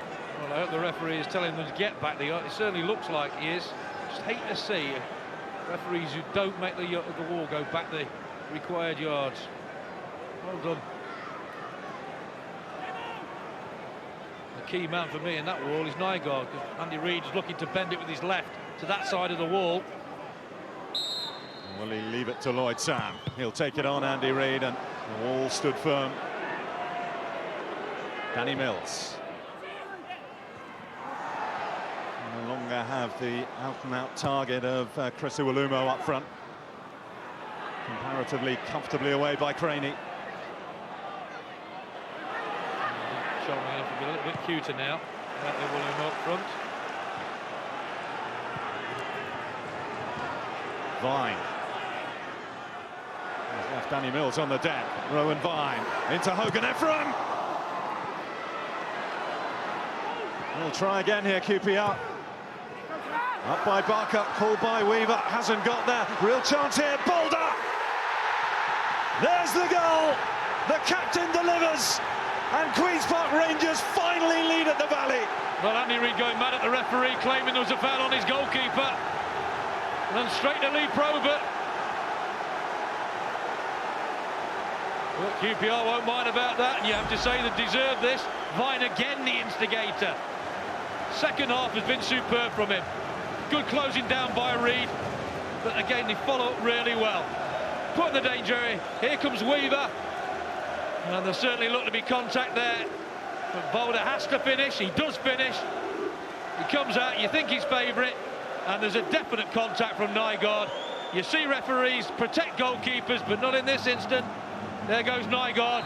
Straight, he's got his arms around his neck. And he's finished it superbly.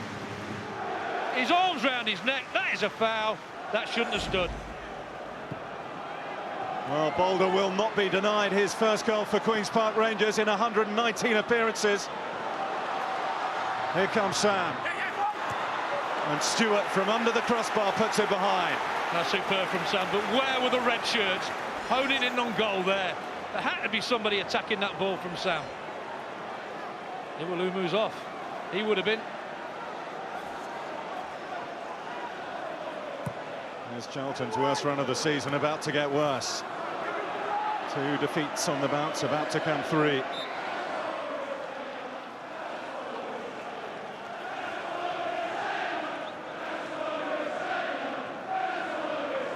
Well, Alan Pardew, when he sees an angle of this, we saw, there's the arm round the neck, arm on his shoulder.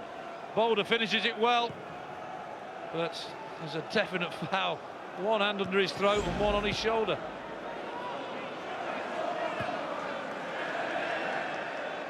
Just when it looked like the luck was going the way of Charlton Athletic, QPR get a slice of their own at a crucial time.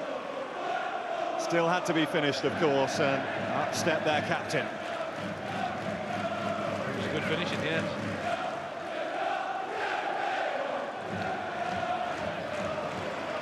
Ledgerworth and Rowlands, two players will be relieved to see Boulder take goal-scoring responsibilities after their failures to capitalise on early opportunities.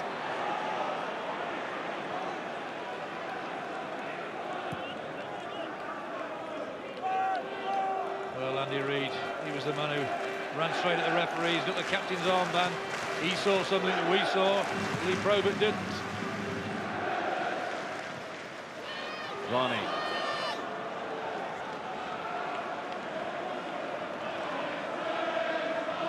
That is the decisive moment, and the way the chances have come in this match, you feel that it may well be with just over a quarter of an hour to go. And there will be a tinge of controversy about it, but you can't argue with the fact that this has been Queen's Park Rangers' half so far. And it's all been instigated, but for me, by one man, and the way he started the second half, that's fine. I tell you what, I've not seen one of those for a long time. Old rattle there. Seen the sombrero a little more recently.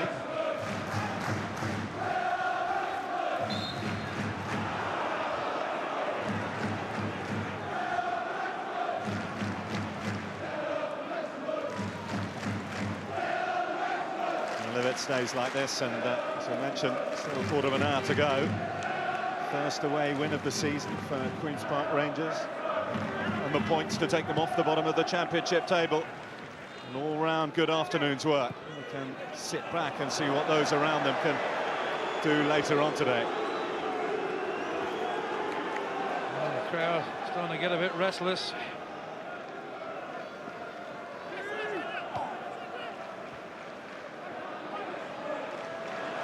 Vine again. Rowan Vine might want to get in on the act himself. Fortune, this is Ephraim, never got the power.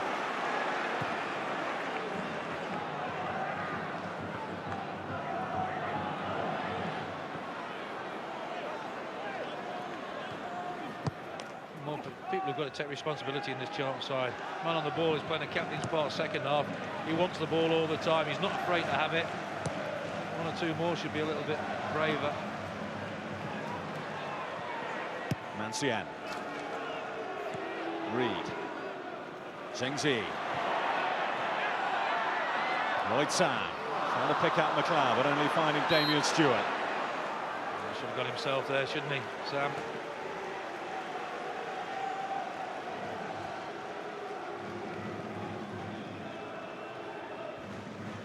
Well, what an important goal this could be for Adam Boulder. Here we see, we know it's a foul, but look at when it falls out. It's an awful height. He's slightly leaning back, and if he tries to hit too hard, goes over the top. Imagine how Adam Boulder felt sticking that in the back of net, Mr. Pretori.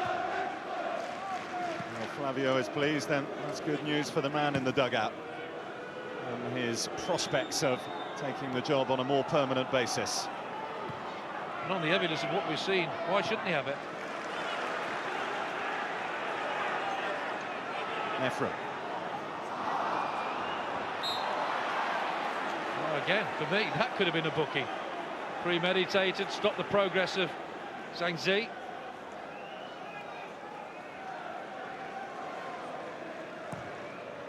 Queen's Park Rangers beware, the job is not done yet. Charlton have scored in every home game this season, whatever the level of their performances have been.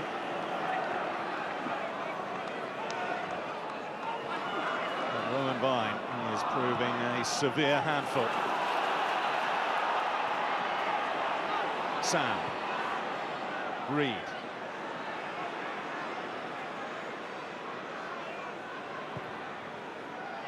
Lloyd Sam. Morgan from there. It's all a little bit ponderous from Charlton. Flat on his heels there, wasn't he? A little bit for Andy Reid. He's in there. Everything's coming through him at the moment. But when you're 1-0 down at home and you like you're going to be on the end of your third defeat, you have to be brave out there. You have to want the ball. He's got it again. Look, he's going back to get it. Nobody else seems to be having that same desire.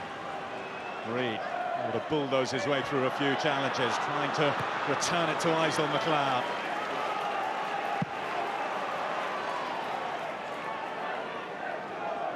He's not going to kick yet. He's in the cloud. The defence haven't let him. Sam, here comes Zhengzi. This is a terrific burst by Zhengzi. Well stood up there by Craney. I thought he could have let it go a little bit earlier there. Real acceleration here away. Get Craney. Could have gone down there. Didn't stayed on his feet. That's good defending. It's better from Zhengzi. Sam Soji, John Fortune. Big boys forward from the back. Sam will deliver this one. And straight to a hoop shirt in the form of Barker. Reid now and Basie. Thomas. How resolute again. That's all the defending at the West Brom game, and it was absolutely woeful. And that was being kind. Since then to now, it's improved unbelievably. And we're watching a team united in the effort to get themselves out of the lower reaches of the Championship. Still a way to go in achieving that goal, but we will come off the bottom here if they can hold on. Out towards McLeod, Varney back, Thomas at pace. Craney made it look comfortable, didn't he? Craney has been a rock at the back there.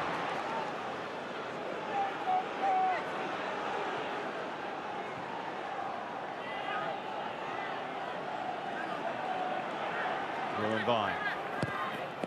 Clever play, he's picked out Ephraim. Boulder, the goal scorer. Back to the second half catalyst, Vine. Oh, he's suddenly got the beating of Danny Mills. Vine again. Here's Rowlands. Denied by the block from Fortune. Ephraim slid it through to Boulder. And maybe we will see a yellow card now. Well, they should have allowed the play to go on there. We're in a good position. QPR.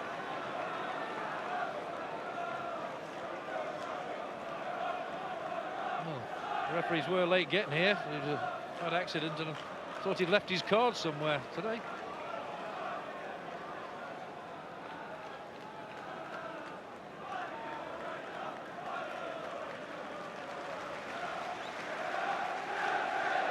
First yellow card in the last 9 minutes of the game.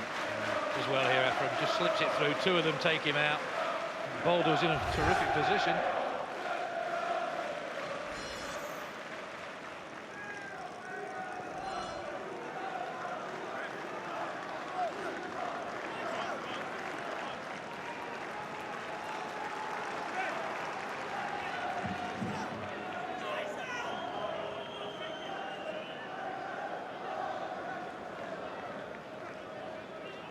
They were in a good situation, QPR, to capitalise when the ball went to Boulder, but they won't mind a few seconds being eaten up.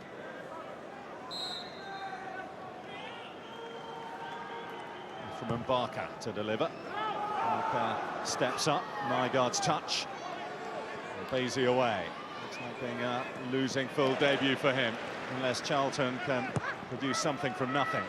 The chances in this second half have really dried up, having dominated the attempts in the first.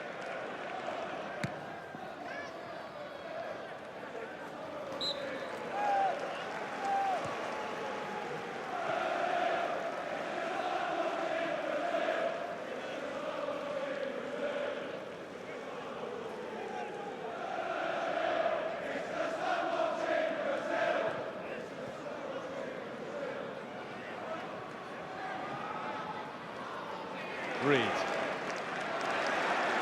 Rowlands now.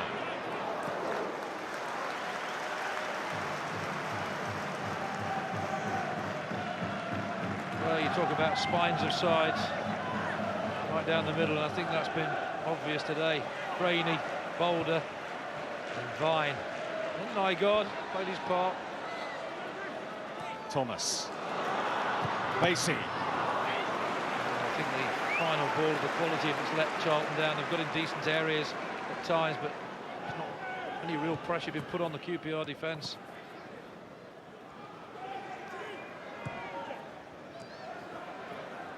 Lloyd Sam. Knocking horns with Stewart. And that's a free kick for Charlton. Well, that is good refereeing. Allowed the advantage just to see if Sam could make anything of it.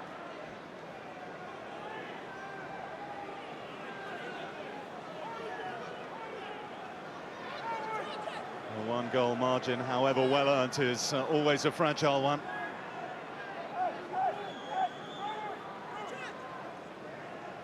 There's the choice for Charlton, Sam or Reid.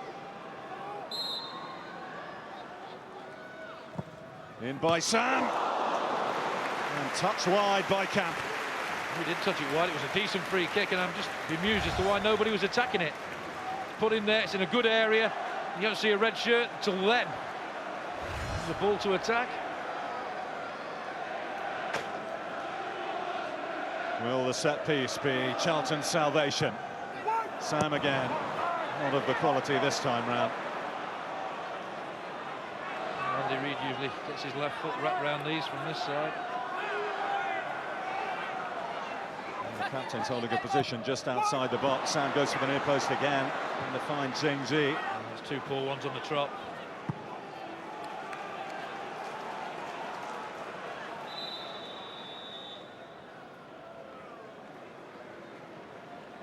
Well, they're going to make a change here. I think it may well be Lloyd Sam, indeed it is.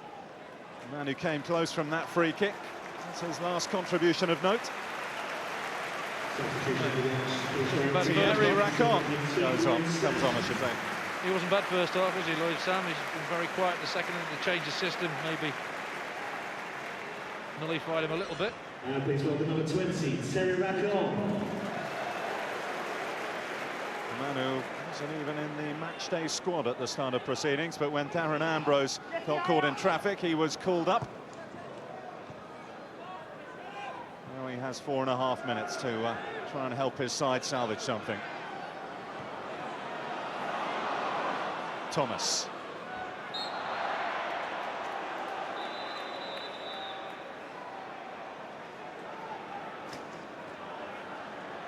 Probert saying, calm down.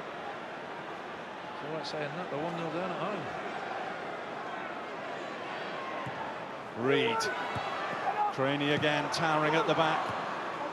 Mancienne this time, the last line of defence, back in by Mills. Need to get this clear, Queen's Park Rangers.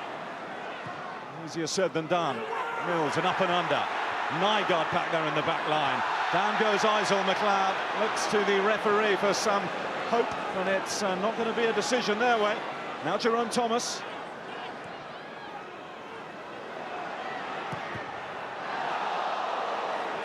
Captain to captain. Number 7 to number 7, and it's Boulder who gets the better of Reid, and here comes Rowan Vine. And again, Reid tracking back, playing a captain's part. Doesn't deserve to be on the losing side today.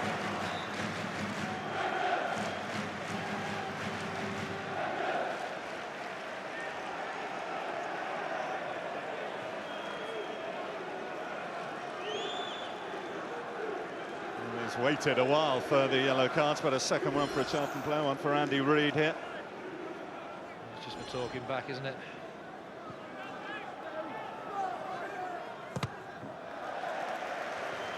They seem to be ticking very slowly indeed, the clock for QPR at the moment. They're close, very close to their first away win of the season.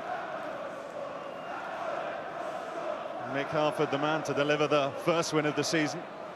1-0 against Norwich. 1-0 here at Charlton. Their first win here for over 20 years will be mightily sweet indeed.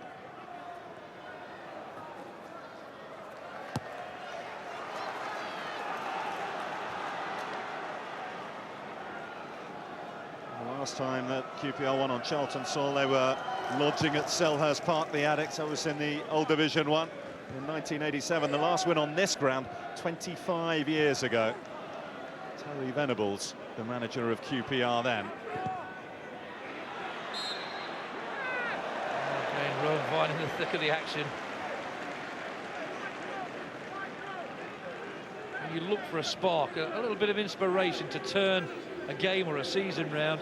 I think Vine did that at the start of this second half. He was so positive, and he's carried on that way all the way through the second half. He will not want his loan to come to an end. He's on a month from Birmingham, Rowan Vine, and there are many aspects to QPR's recovery in recent weeks from seemingly doom-laden situation of that 5-goal, 5-1 defeat at the Hawthorns, but Rowan Vine's help has been absolutely invaluable here today, as in other games as well. There have been others as well, Bill, to be fair. I think Craney at the back is... Who came in at the same time. Yep.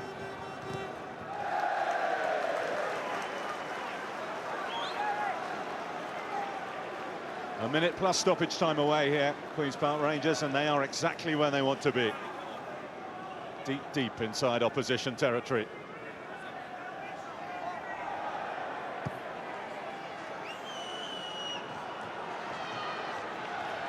It'll be 1 win in 6 games now for Charlton. That's after a good run of 4 in 5 before that. They've lost their way in the last week. Alan Pardew's side.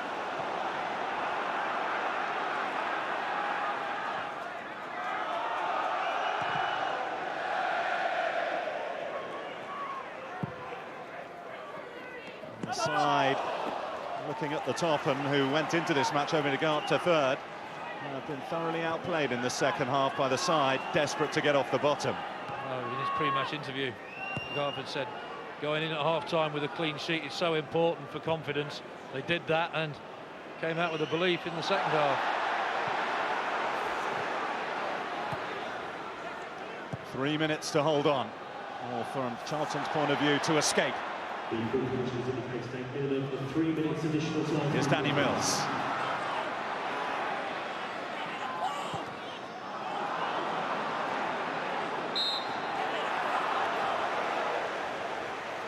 Respite.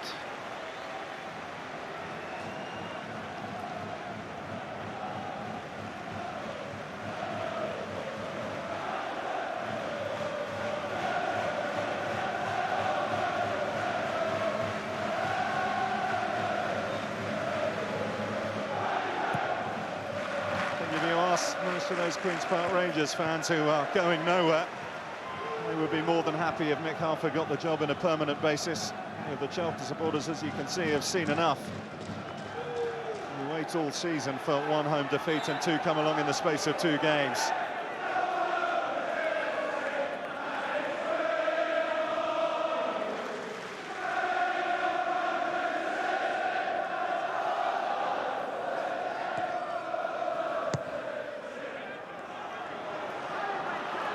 Basie.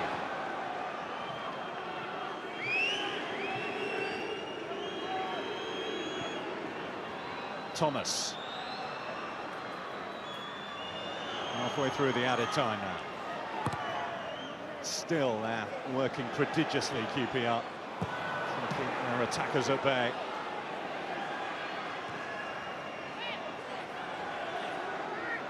Terry Rackon.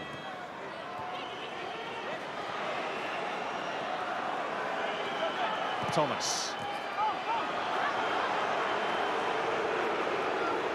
Rowlands.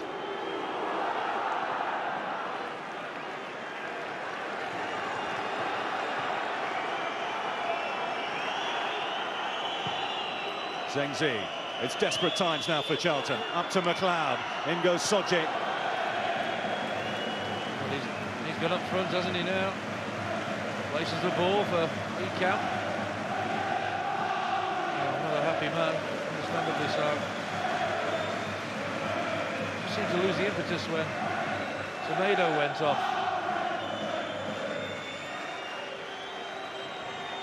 I think they knew, Charlton, after the first couple of games, particularly that defeat away at Stoke, that it was going to be a battle in this division. And after that purple spell they had, picking up points and sailing up the table, it's been a real reality check for them this week.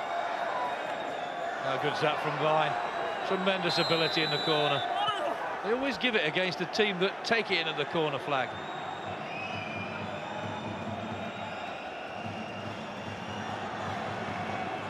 The added time is up, and so is the game for Charlton, who crashed to their third defeat in a week. But for Queen's Rangers and Mick Harford, it just gets better and better. He was the man who masterminded the first win of the season. Now he's given them their first maximum on the road, with a first goal for the club for Adam Boulder, the captain, finding the finish as Alan Pardew finds his way to the dressing room. Sheer delight for the Queen's Park Rangers fans, who temporarily at least see their side climb off the bottom of the championship table with a well-deserved win at the Valley, the first for 25 years on this ground. Final score, Charlton Athletic 0, Queen's Park Rangers 1. It's the Mick Harford effect, isn't it? 5 games in charge. They lost the first one at Colchester. Since then, 2 wins and 2 draws.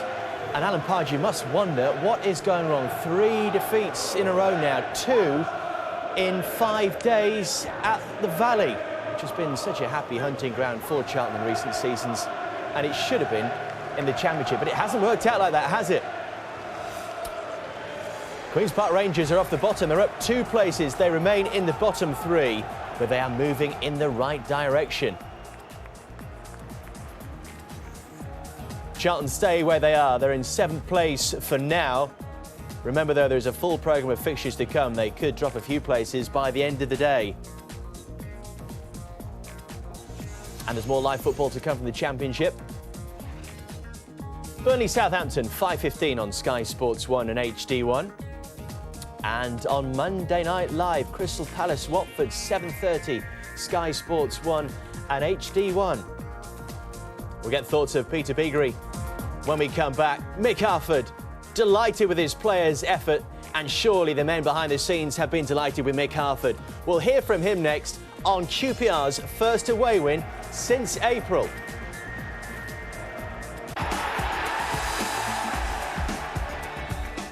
Alan Pardew just seen his Charlton side beaten by QPR for the first time in 18 years. He wasn't waiting in the tunnel there to berate the referee, but to congratulate Mick Harford, the QPR caretaker, whose side put in a terrific performance. The captain's goal from Adam Bowler, a man-of-match display from Rowan Vine.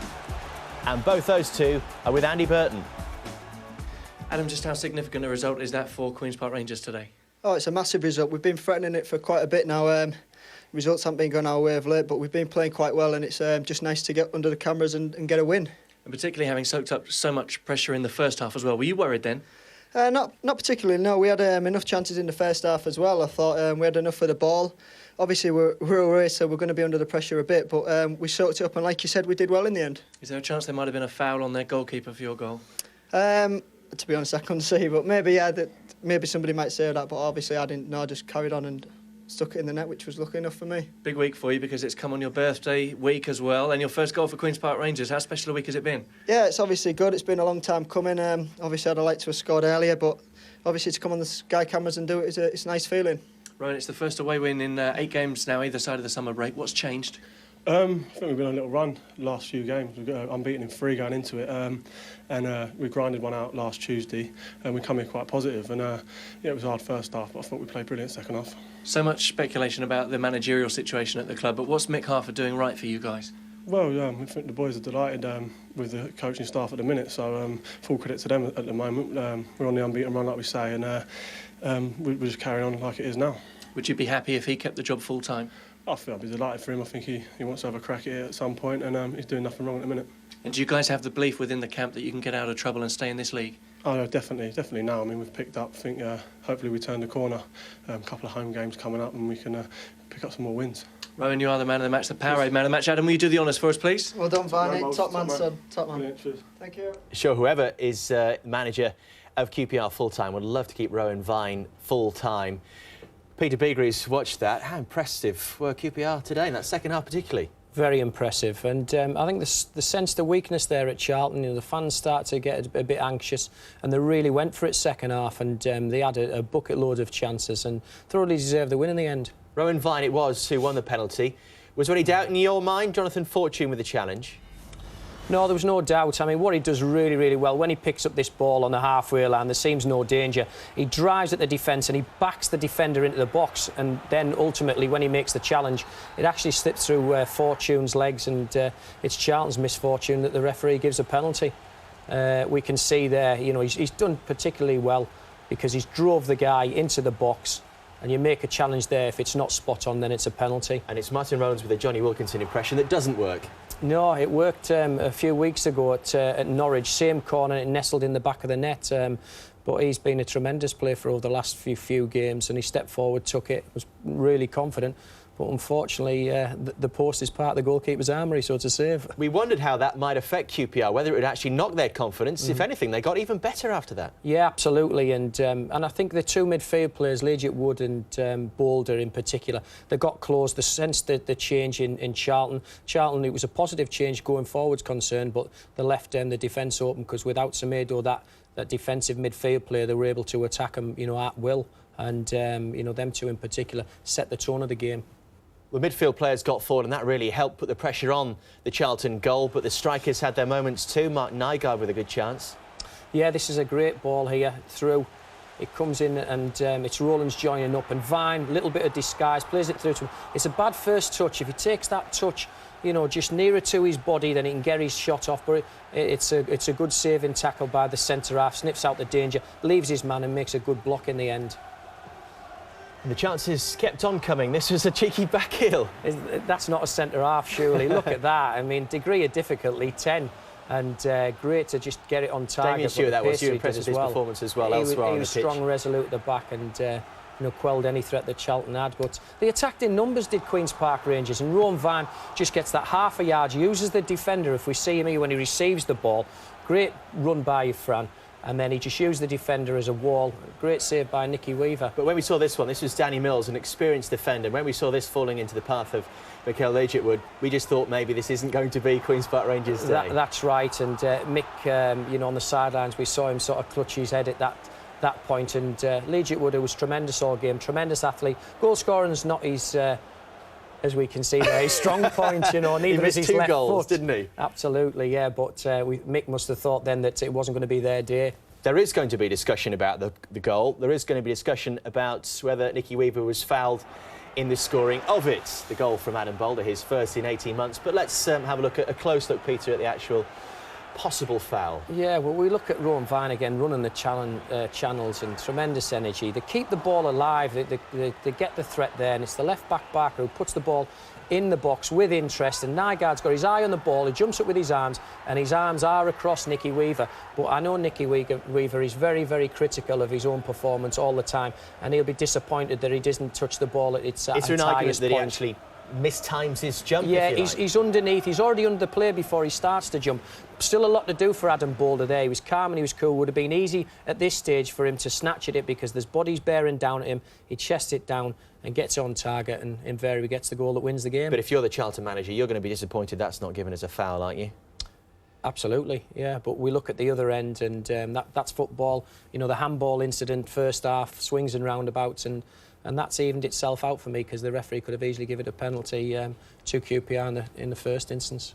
The winning manager, Mick Harford, is with Andy Burton. Mick, having soaked up so much first-half pressure, what did you change at half-time then to go and dominate in the second half here? Well, we weathered the storm a bit. They got in some good positions. Obviously, the five and Andy Reid, who's a very good player, gets in some good positions. Got a lot of ball in our box. They made a bit of a change in the second half. They took off the boy who was sitting a bit deep, and it gave Rowan Vine a little bit more space. And Rowan Vine got in those holes, and he caused a lot of problems around. He played very well today, as they all did. There's been a lot of uncertainty around the place for the last 2 or 3 weeks, but these players, they've been absolutely fantastic. They've responded well. It showed the spirit, the belief, and I just take my hat off to each and every one of them. You talk about the uncertainty. How have you ensured that hasn't infiltrated into your dressing room? Well, just concentrate on what we believe in trying to play football and trying to win football matches, and that's why I don't get involved with the politics of the football club. I just try and do my job and prepare the team with Warren, myself, and as the best we can. And today was a great performance. I thought second half we thoroughly deserved the victory. It's part of your brief here to restore some feel-good factor around the camp. Well, absolutely. We've been sat bottom of the league since the start of the season, and it's I think we move off the bottom. I don't know how long for, but it's the first away win. It's in 4 games we've let 1 goal in, and that's the basis of winning football matches. And I've got to say we thoroughly deserved it, and the second half we could have won 3 or 4-0. A couple of issues during the game. What were you thinking when the penalty wasn't scored? Well, I mean, it was a period in the game where we were on top, and I thought, well, we've got to score shortly, or, you know, I mean, Charlton, they're a good footballing team. They'll cause you problems. They'll go down the other end and score. But defensively, we were great. But we kept going forward, and we said in the week we worked on little bits and pieces about the last third, and our football in the last third was very good today, I thought, and especially in the second half. And did the referee miss a foul on Nicky Weaver by Nygaard for their goal? And did you miss it? Did you see it? I didn't see it. I mean, it's one of those I didn't see. There was that much going on in the second half. There was all kinds going on. I didn't see that, no. Thanks for talking to us. Pleasure, thank you. 2 wins, 2 draws, 1 defeat. Should Mick Harford get the job full-time? Well, we're in a result-based industry, and if results are going to get him the job, then wins more than draws or losses will do. And I think he's a terrific manager, I do. I think he's got that, you know, he epitomises everything, the strength and resolve, and he's given them a direction now. Alan Pardew's going to be hurting, though. Can you see better times ahead for them? Yeah, a very forward-thinking manager. He's got a tremendous squad there, and it's how he utilises that. He'll go away, you know, think about it and see what he can do to get Charlton back on the path, because they're one of the strongest squads in the division. Peter, thank you very much. Enjoyed your company, and we are back.